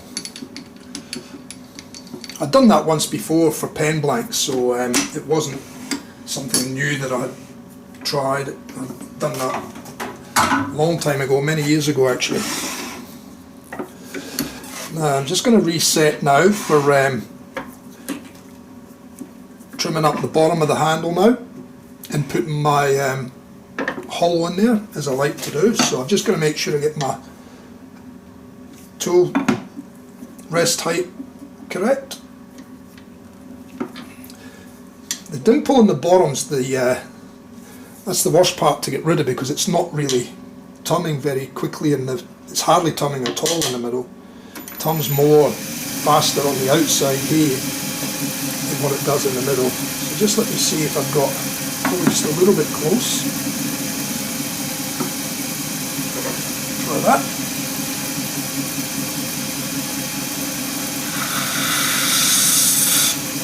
So very gentle cuts, because like I said, we're operating in expansion mode here now. You don't want to dig in or take too much material and cause it to move or jump on the chuck. So all I'm doing here is I'm just using a little pool cut from the centre. Got to make sure that I get rid of that little knobble in the middle away.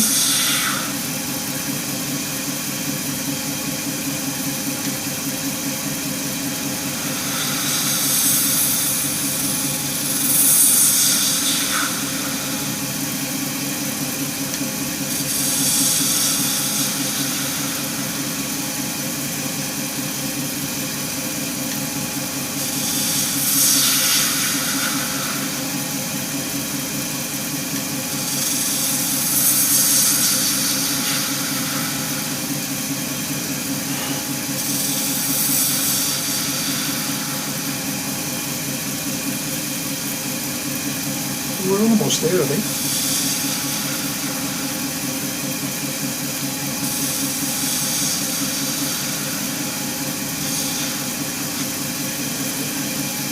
So what I'll do is I'll just move that away. and I'll get a final feel of that, see where we're at.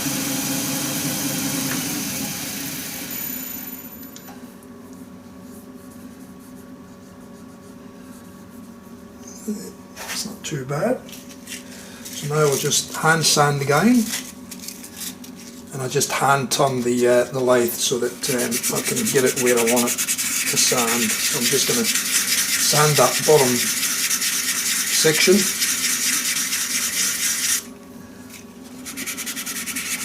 Paying attention to the very, very centre point, because that's the point that gets very difficult to get away. If you take your time and sand it different directions again, turning the lathe, it does go away. As you can see there, we've almost got it away already.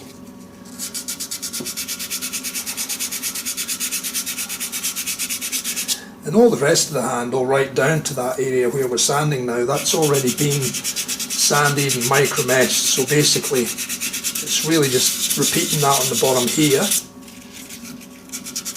until we're happy that we've got rid of any marks. We've got a nice, smooth, scratch-free surface. So that's one grit down.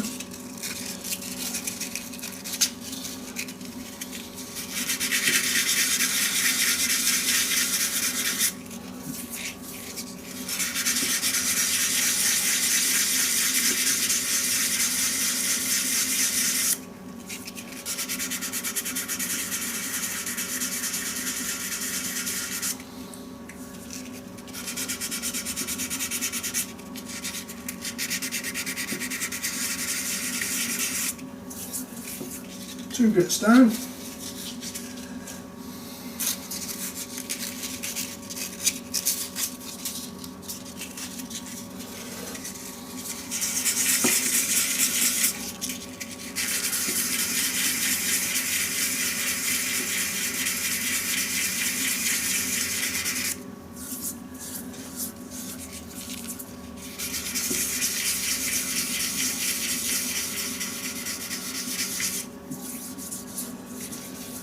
Three grits down, and what I'll do is just to check that I've got the hollow right, I'll just put a little stainless steel straight edge across the bottom. You won't see it on the camera, but it's got a nice hollow in it, which is what I like. And the final grit, other than the micro mesh obviously.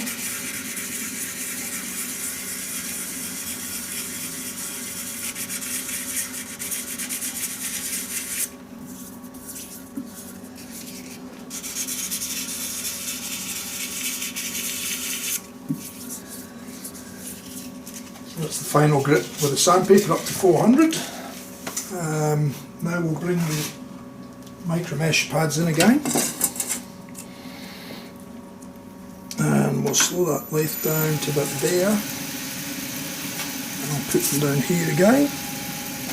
And with this one I do it a little bit on the lathe, and then I just sort of turn it off and just give it a good hand rub, slowly smoothing it in. And just feel the handle, make sure there's no sharp edges anywhere, everything feels smooth.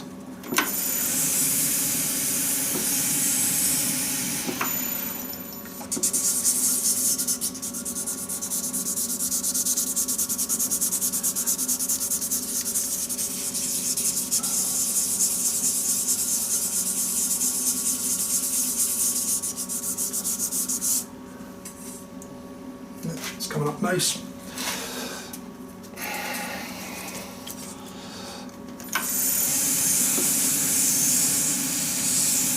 A lot of people ask me about, putting a maker's mark on my handles. It's something that initially when I first started out, I used to put them in the laser and laser engrave them and then put a bit of colour fill in it, which, yeah, it does the job.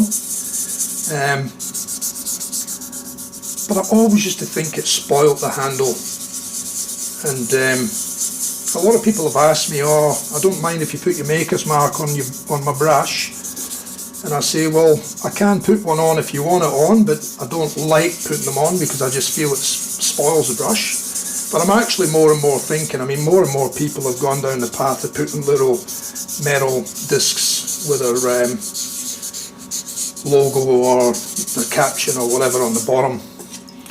And I see Irish has just done the same with his brushes, which to me is, you know, it's good. But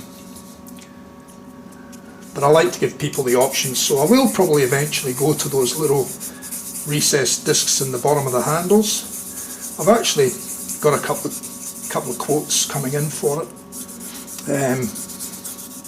But it won't be something that I'll do to every handle. It'll be something that if you want it, I can put it in. If you want it engraved, I can engrave it. If you want your name on it, I can put your name on it. So yeah, so it'll be one of those things, you'll have the options. So metal disc, recessed in the bottom, with TF custom shaving brushes on it. Or you can have TF custom shaving brushes logoed, engraved and colour filled in the bottom of the handle, or around the handle if you want it around the handle. I don't like doing them around though, I think it spoils it, but on the bottom's fine.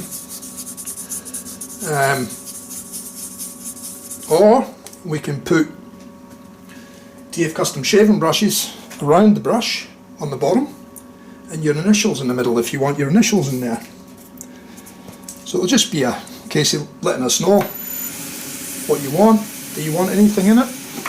Don't you want anything?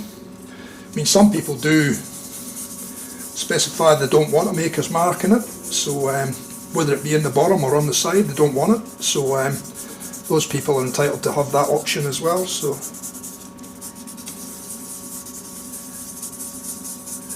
option it in or out, whatever one you want. As you can see, the bottom doesn't take too long once you've parted it off.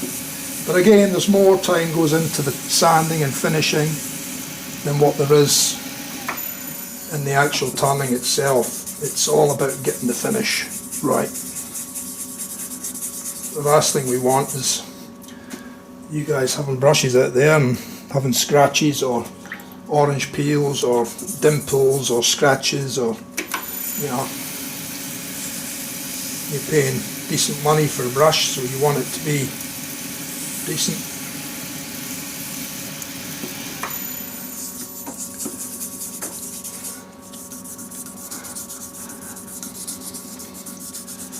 You've got to be happy with that. It's getting there. 2 more to go and we're done with that part. Then I'll take that chuck off, take the handle out obviously, take the chuck off. I'll put my little buffing wheel setup that I have for it on here, which is what I've been using, but we'll be moving over to the new system very shortly.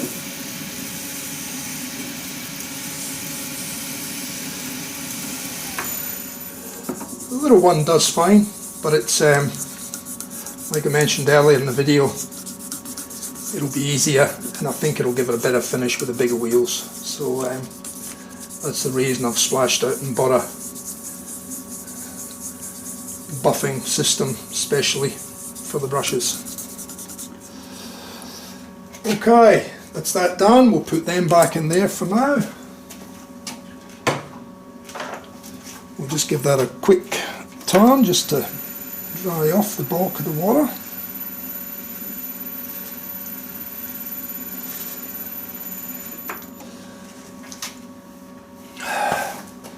And now we can release that.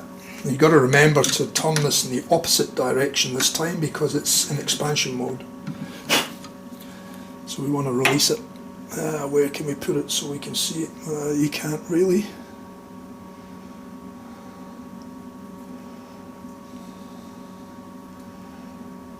It's not as shiny, but it will come up shiny once we buff it. So better sit it somewhere flat.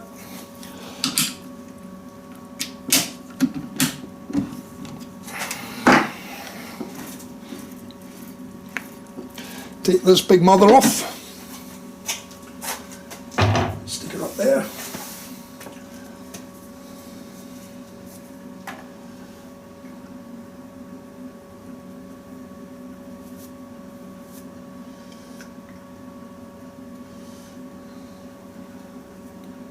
This brush is too small for the handle, but that lets you see what it's going to look like once it's set. But the rhodium knot will actually look better in the handle than what this one does. But there you go. Now we'll just give it a nice shine up, and you'll get to see the finished product. Ready to be sent to rhodium. Rhodium hand-tied knots. Okay, let me just clear a little bit of this away. You open the drawer and all the shavings fall in the drawer.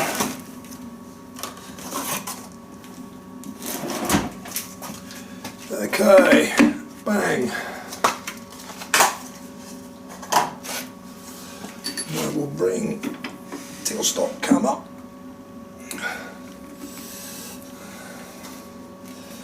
And we'll lock that off. We might just give this a little bit of an adjustment there. And we might even bring this other camera up a little bit so you can see what's going on.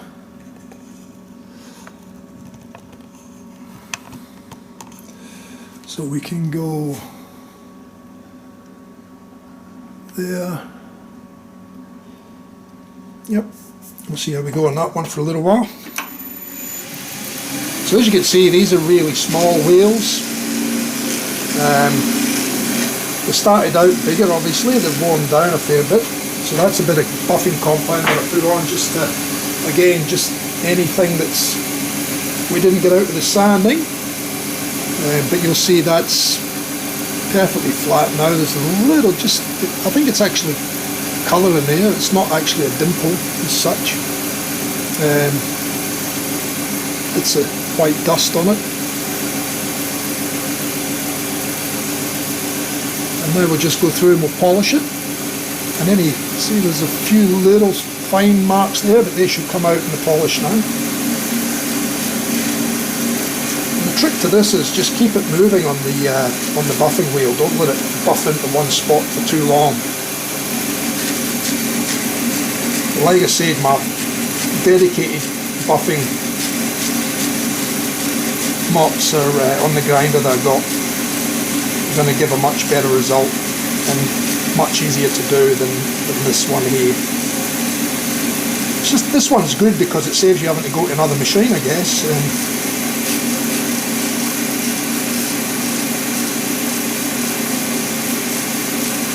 Using the lathe for it, you know.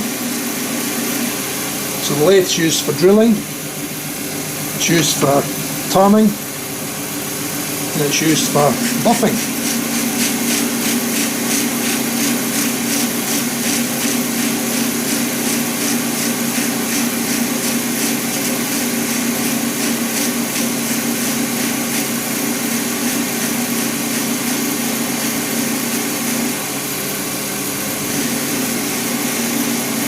You just got to, because the wheel's so small, and it's a lot firmer now because it's been worn down, it's harder to get into the different curves. So once I go to the bigger mops now, softer, bigger mops, they'll actually allow me to get into those areas much easier.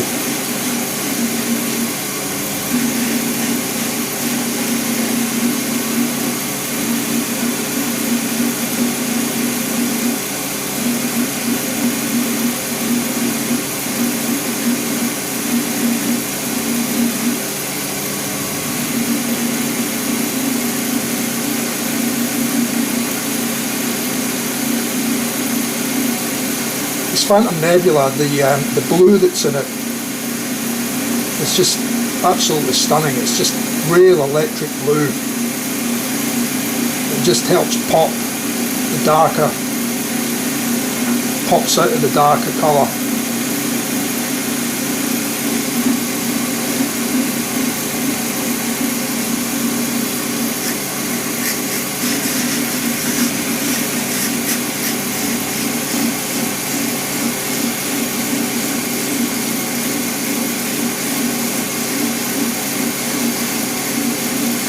You're going to see it shine shortly, guys.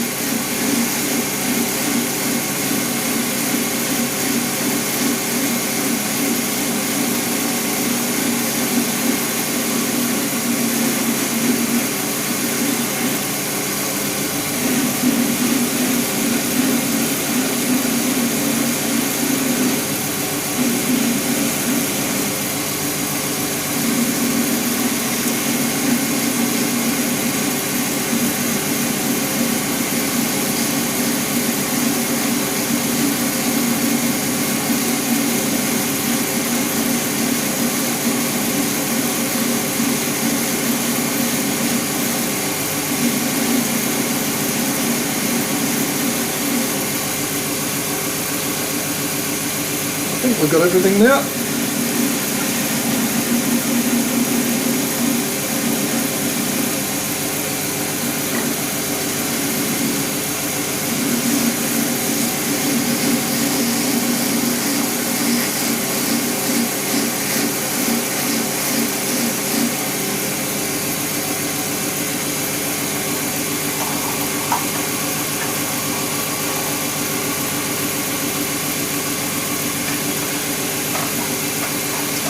Just checking the depth of that socket just offline there, off camera there, but it's yeah, it's spot on, so all good.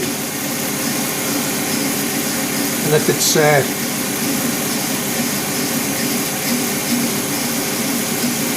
too deep, that's what Sergeant wanted the depth out. If it's too deep, you can just you can glue a packer in there as well. So they're options that you have with brushes. I always like to try and get it right though.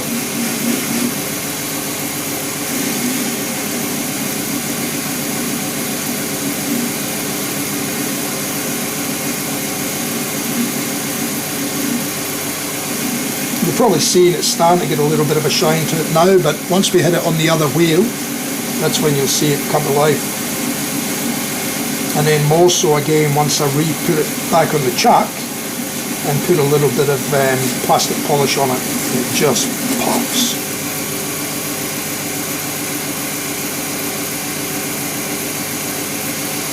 Yep. Okay, let's get on to the final.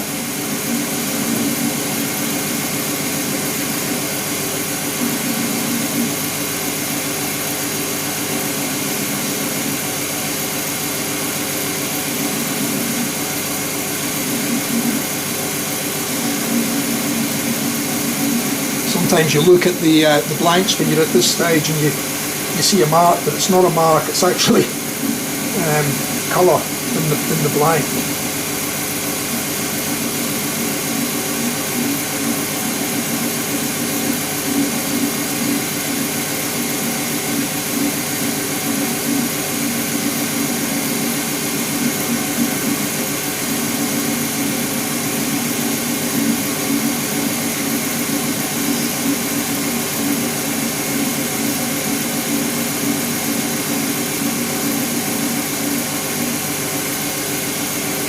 See the shine we're getting on that now.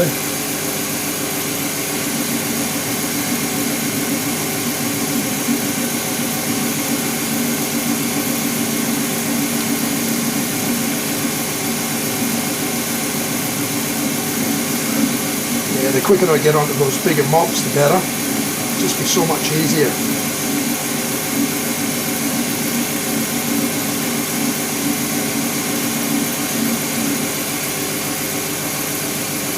Starting to get there, guys.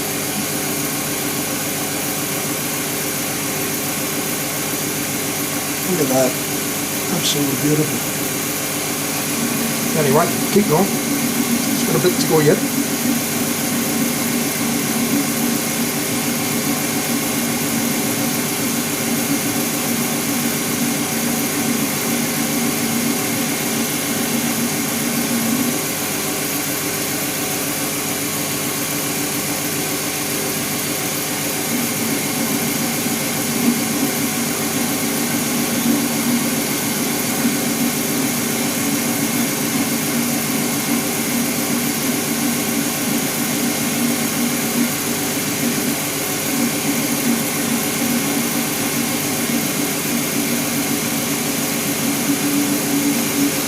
Again, this is where you've got to make sure you get into those little tight corners with the buffing mops as well, because you can end up with areas that are unpolished, or like I said, if you haven't got in there with the sandpaper properly, you can end up with fine lines in there, like little score lines.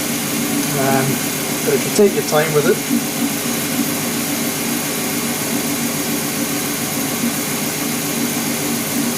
you get just a nice finish, just as nice a finish in the rim in these tight corners here than what you do on the rest of the brush.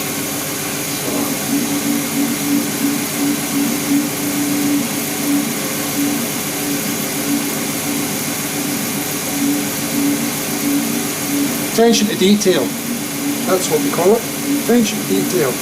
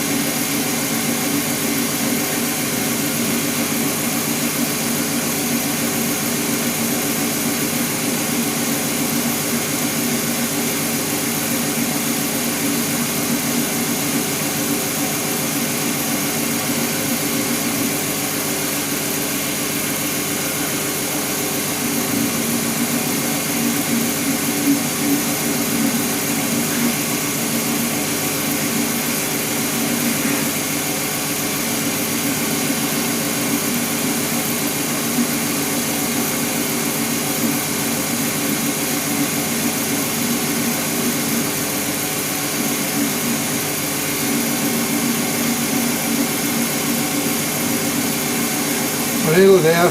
Just one final stage after this, which is a fairly quick stage, so hopefully we'll be able to finish up shortly, and then I'll post a couple of pictures of the brush up, a couple of photographs of the finished handle on our TF Customs Facebook page, TF Customs shaving brushes on Facebook. And we're also on Instagram as well under TF Custom Shaving Brushes. So yeah, keep an eye out in there for it, and you'll see it pop up there. The finished handle anyway. You won't see it with the knot in it because it's got to go to rhodium knots. Have a nice hand-tied knot put in it.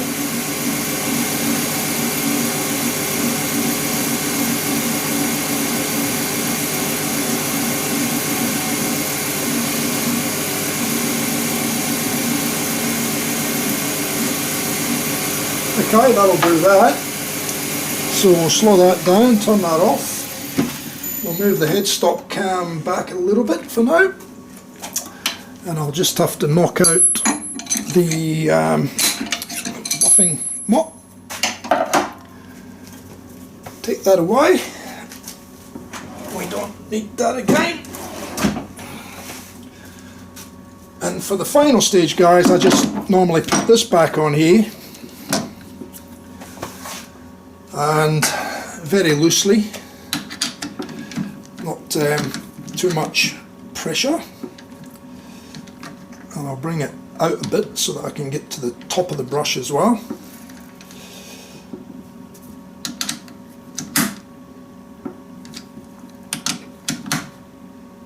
And this is just a final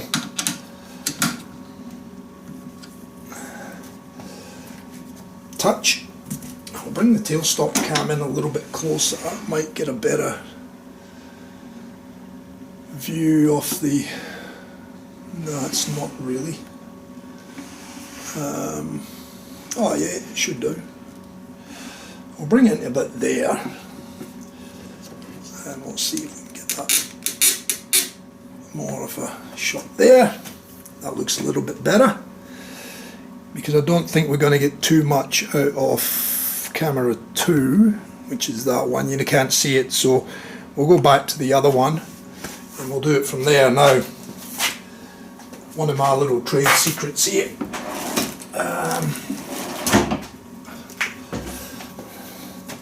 this stuff, Meguiar's Plastics.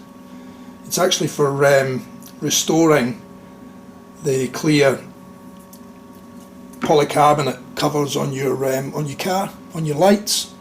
But I use it on my brushes as well, and it's amazing what it does to the finished result, and it's effortless to do. I've had this bottle for years because I only really use it on my pens and now on my shaving brushes. I don't do too many pens now, but you only need a little bit, and you'll see the end results once I buff it up. So I put a little bit on.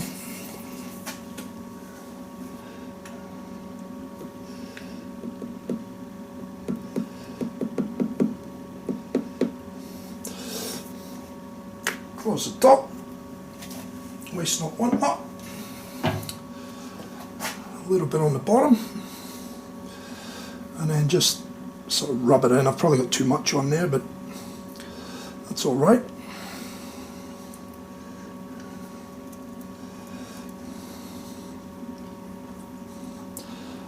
Get it all over, make sure the whole brush is covered. What's the treat, this stuff? Doesn't feel like it's got any grit or abrasive in it at all, but it's obviously got something in it that that restores and shines and polishes up the material once it's applied. It's amazing the difference it makes to the shine of the product. I always find that polyurethane resins don't shine up as much as the polyesters did.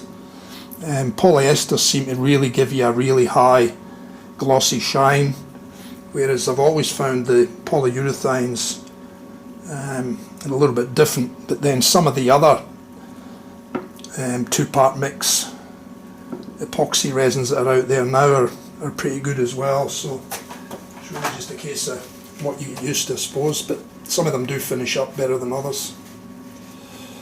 Okay, so what I'm going to do now is I'm just going to turn the lathe right down, turn it up a little bit so it's not too fast and we don't throw the product straight off, and then all I'm going to do is just gently just work that product in, make sure we get into all the little areas. And I'll make sure we get up to the top there as well.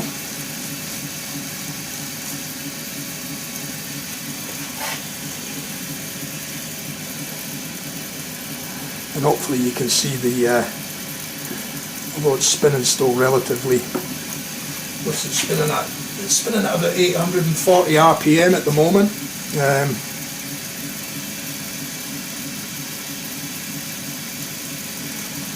But you can probably already see the shine that's come up on that now.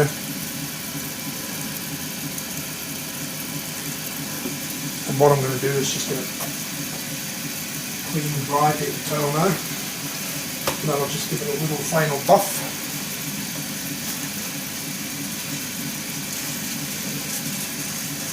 And we are done.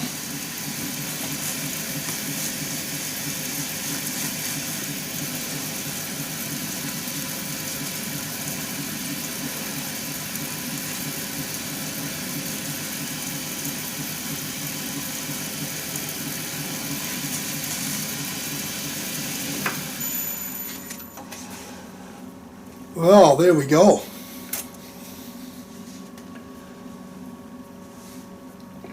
What do we reckon? I'll just move this tailstock back a little bit. And we'll release this now.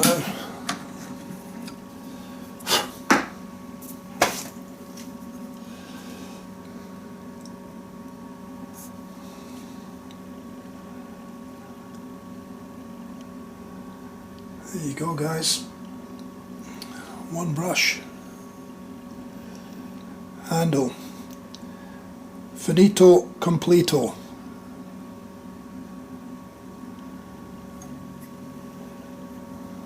to we'll go to camera 2. There you are, guys. You're getting to see that up nice, close, personal. Look at that blue. It's electric. Catches the light and reflects the light.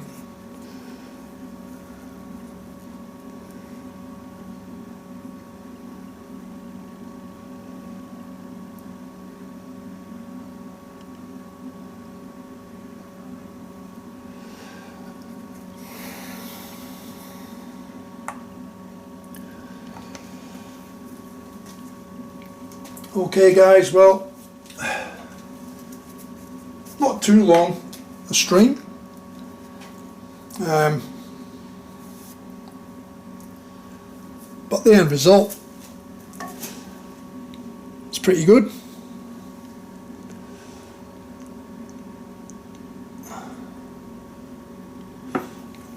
That probably goes in a bit more. So the knot, and that's just to let you see it finished with an example, a knot in there. But like I said, the hand will be going down to Sir Janet Rhodium knots to have a nice knot fitted, and it will be making its way over to hopefully one happy customer over in America, and hopefully he'll get many very pleasant shaves from it. Okay guys, like I said, thanks for joining the stream. If you did join and drop in, I didn't see any chat going on, but I might not have it set up properly.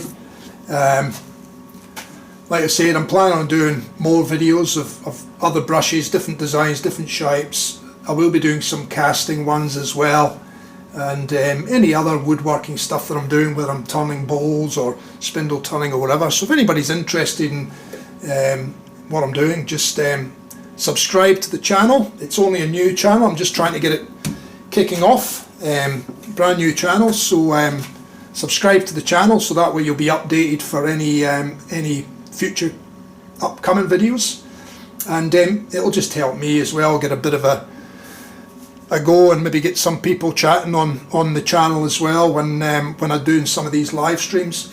I might even do some video on the projects as well where I do it offline and put it on, but I like the live stream. I think the live stream is good, especially when you get a bit of banter going back and forward in the chat. So yeah, I'm looking forward to that. So anyway guys, look, if you haven't, please subscribe.